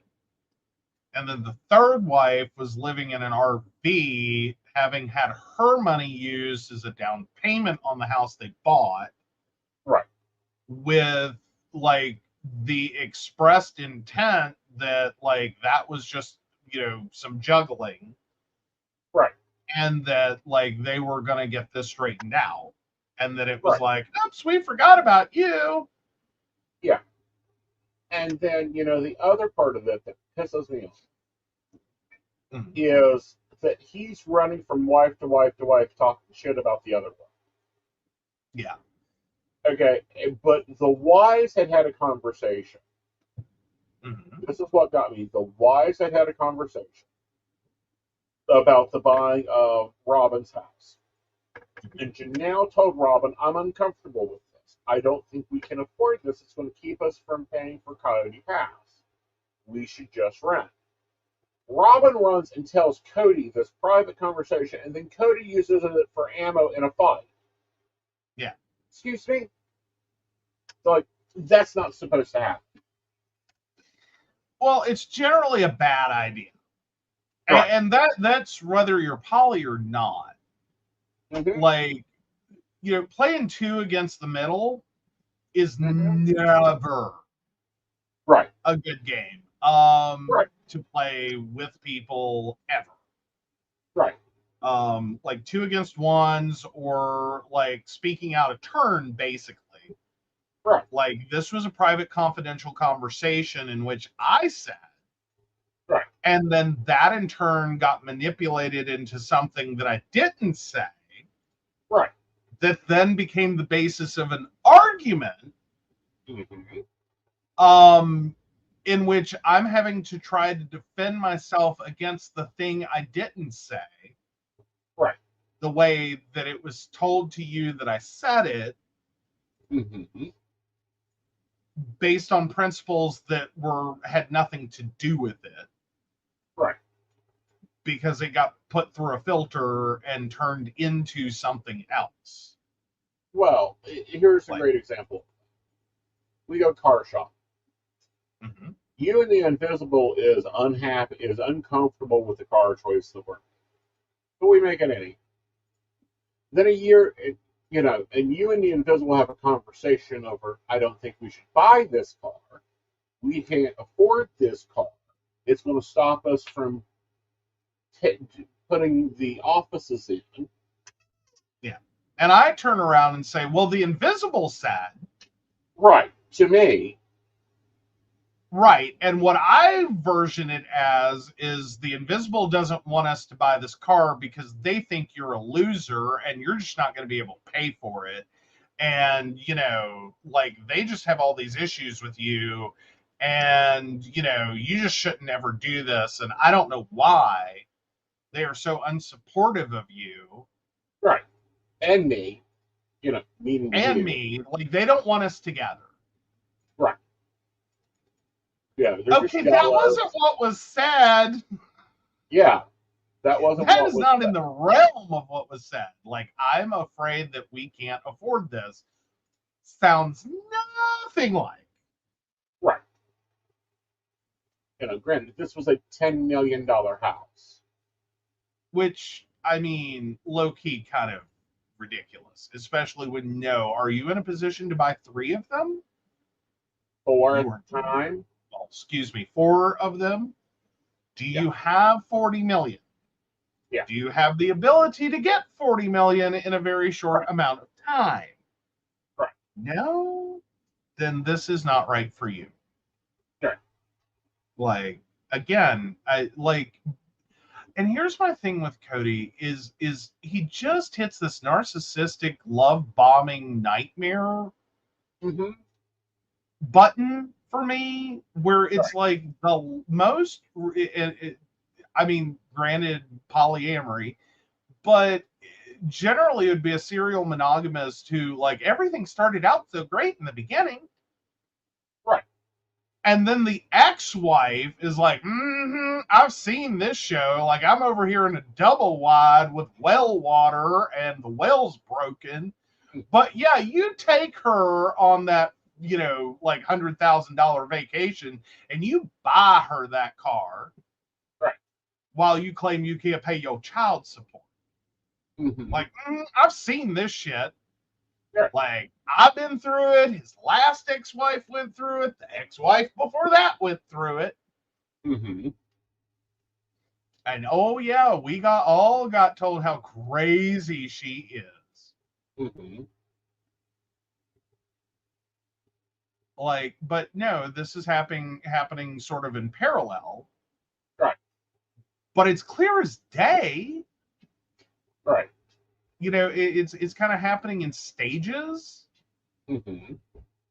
And sort of out of order. Right.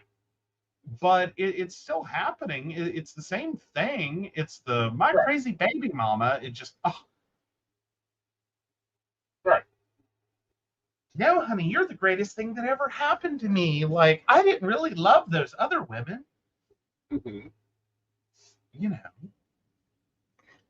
What the hell? And generally in polyamory, like, trying to compare relationships is a bad idea. Well, there's no way to compare because every relationship is. Well, yeah,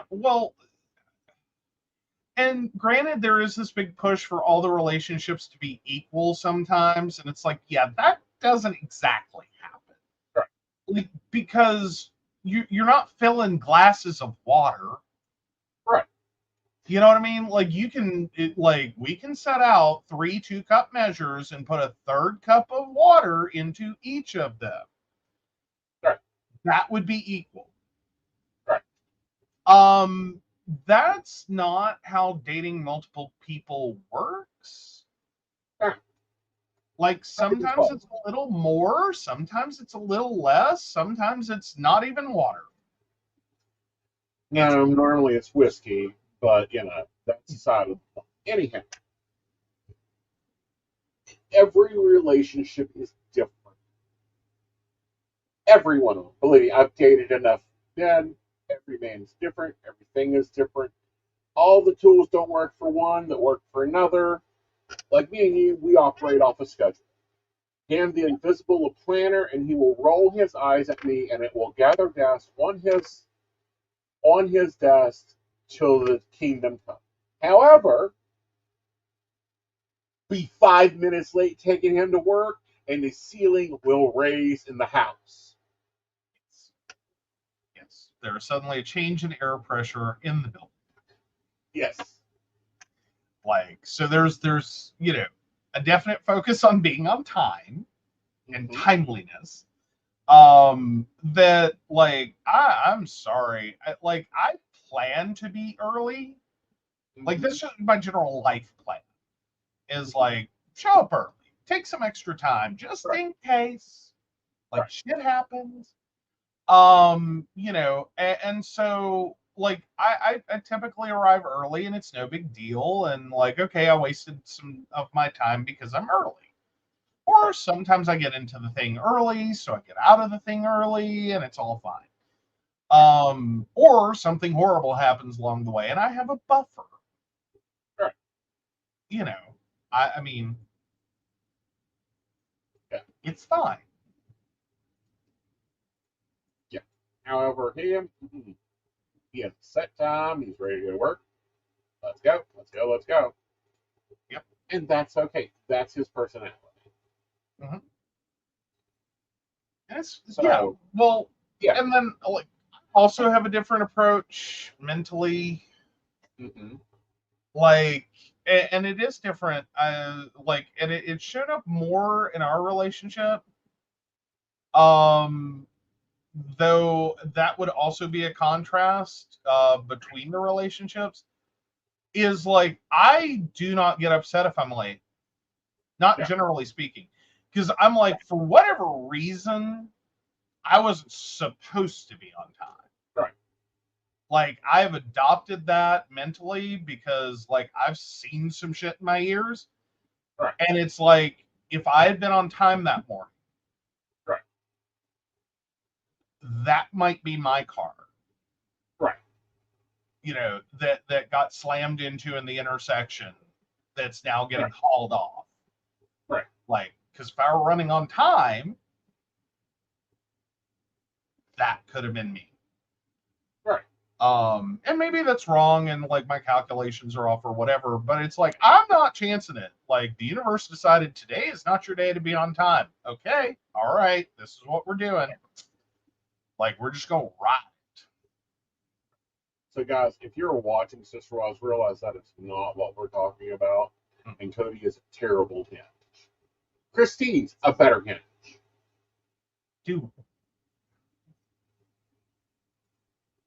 Christina was a better hinge, but she has a relationship with Mary and Leon. True. She even talks and calls Leon still Mary's only son that's transgender. Mm-hmm. She raised the kids, and Janelle worked full time. Murray worked full time. Like she was the better hinge in that relationship, and in general. Do you think it's basically he's one of those people that just offloads and delegates to hell and back? And like that was supposed to be someone else's job, is like go be the hinge in functionality, not like, the penis in the bedroom, but go functionally be the hinge. Go, one of you go be my secretary and make the hinge thing happen. Mm-hmm. And they all just went, no. Yeah. That's your job. Yeah. I think, I don't know, like looking at it, it has been the most confusing thing ever in general. And it's like, dude, do your job. It ain't hard. do your job. Call your children. Send them Christmas presents. Buy Christmas presents for your other partner. Stop making the rest of us look bad. And don't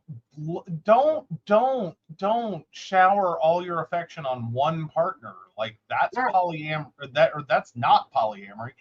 That is monogamy. Yes. With side pieces. Yeah.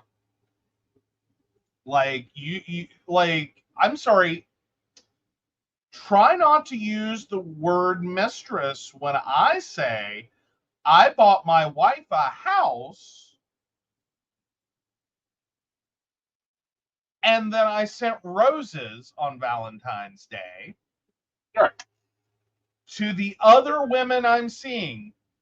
Sounds like mistress. Doesn't sound like you have a co-equal relationship there or any kind of equity in a relationship there. Right.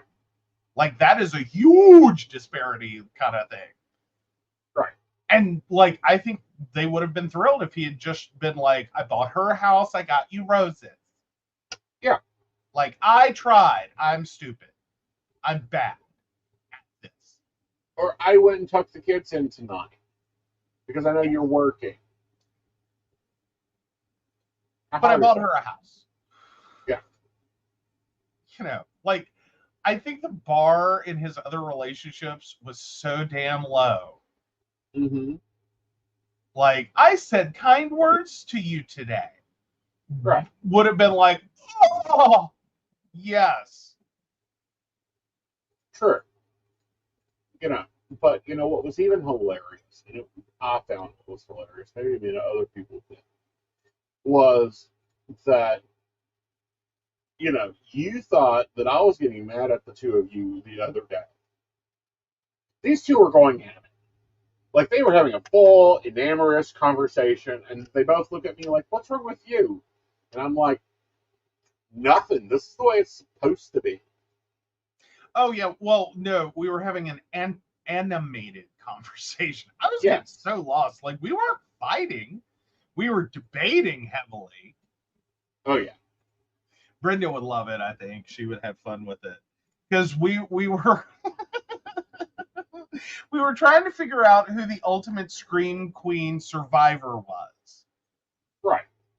And then we were debating whether some movie characters counted as Scream Queens based on what kind of movie genre it was, based on whether it had more than one movie.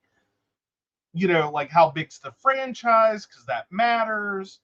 Like, and then we got into a whole separate discussion about who the ultimate killer was. Mm-hmm. And again, went through the same thing. Like, is it a franchise? Does that count? You know. Yeah, it was fun. We were having fun with it. Yeah. Yeah, they were just all into it. I'm like, finally, 6 damn years, you two get it. Like, we don't have a lot of long animated conversations, but yeah, that one, like, that piqued both our interests. So we were like, well, you know, depending. Yeah. Like, how you count it. But yeah, so basically, Sydney from the Scream franchise is the ultimate survivor. And then it turns out, like, there's apparently web pages devoted to this concept. Depending upon, like, there's whole rankings for like murderers. And technically, if you want to go by sheer volume, Hellraiser is the ultimate killer. See, I thought it was the Puppet Master. Something about the Puppet Master. No, I don't. Saul. No, not. Oh, yeah, no. Sydney Scream franchise. The woman who survives every single time and ends up on the ranch alone. Yeah. I think it is Sydney Prescott. Yeah. Yeah. But yeah, Sydney's the ultimate survivor, because I kept thinking maybe I thought it was going to be Halloween's Jamie Lee Curtis, which finally I said her name in the right context. Thank God. Yes. But yeah, Hellraiser has a body count. I did not realize. Took me by surprise that, like, move over. I really somehow in my head I thought it was going to be Freddy. Right. And it's like Freddy is like you poor impotent bastard. Like you ain't even close. Like you like in a Miss America contest of murderous serial killers, you are like the 50th state.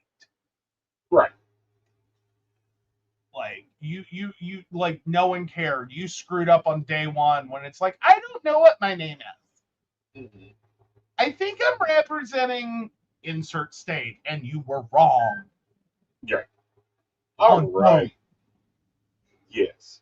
But no, it's quite interesting when them two go out and get into really good conversation. It was fun. It was fun. Yeah. But, you know, they both live in the same house. I live in the house with them. There isn't that, like, there is no way for him to say that he was at Robin's house in the office or the garage, because that's where his car was kept, and not say he was spending more time with Robin. No way at all.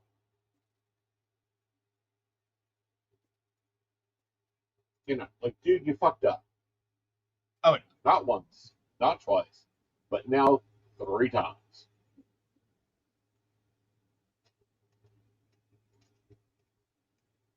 But yeah. All right, let's go see if you're the asshole. Yes, you are the asshole for refusing homemade coffee over Dunkin's. Like, Dunkin'. No. I think awkward as it was, Parker was trying to do a kind thing and be interactive in the office, in the workplace, and was trying to be funny. Yeah. And it didn't hit right. And I get that. And sometimes that also reads way different.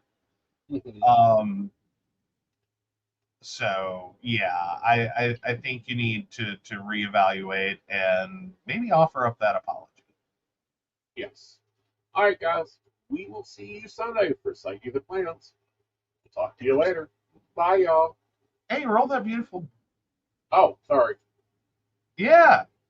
So, of course, we want to thank Beverly Walker, Mika G, Kathy, Mary Winfield, Brenda, Shannon C, Shannon D, Lady Gwendolyn, Charles Shaw, Tracy Van, Caitlin Bell, and Devin. If you'd like to learn more about us, the show, or how you too can become a Patreon sponsor and receive all the wonderful benefits our baristas receive, please visit us at pcsbnetwork.com. Yes. All right, guys. We'll see you Sunday. Bye. Bye.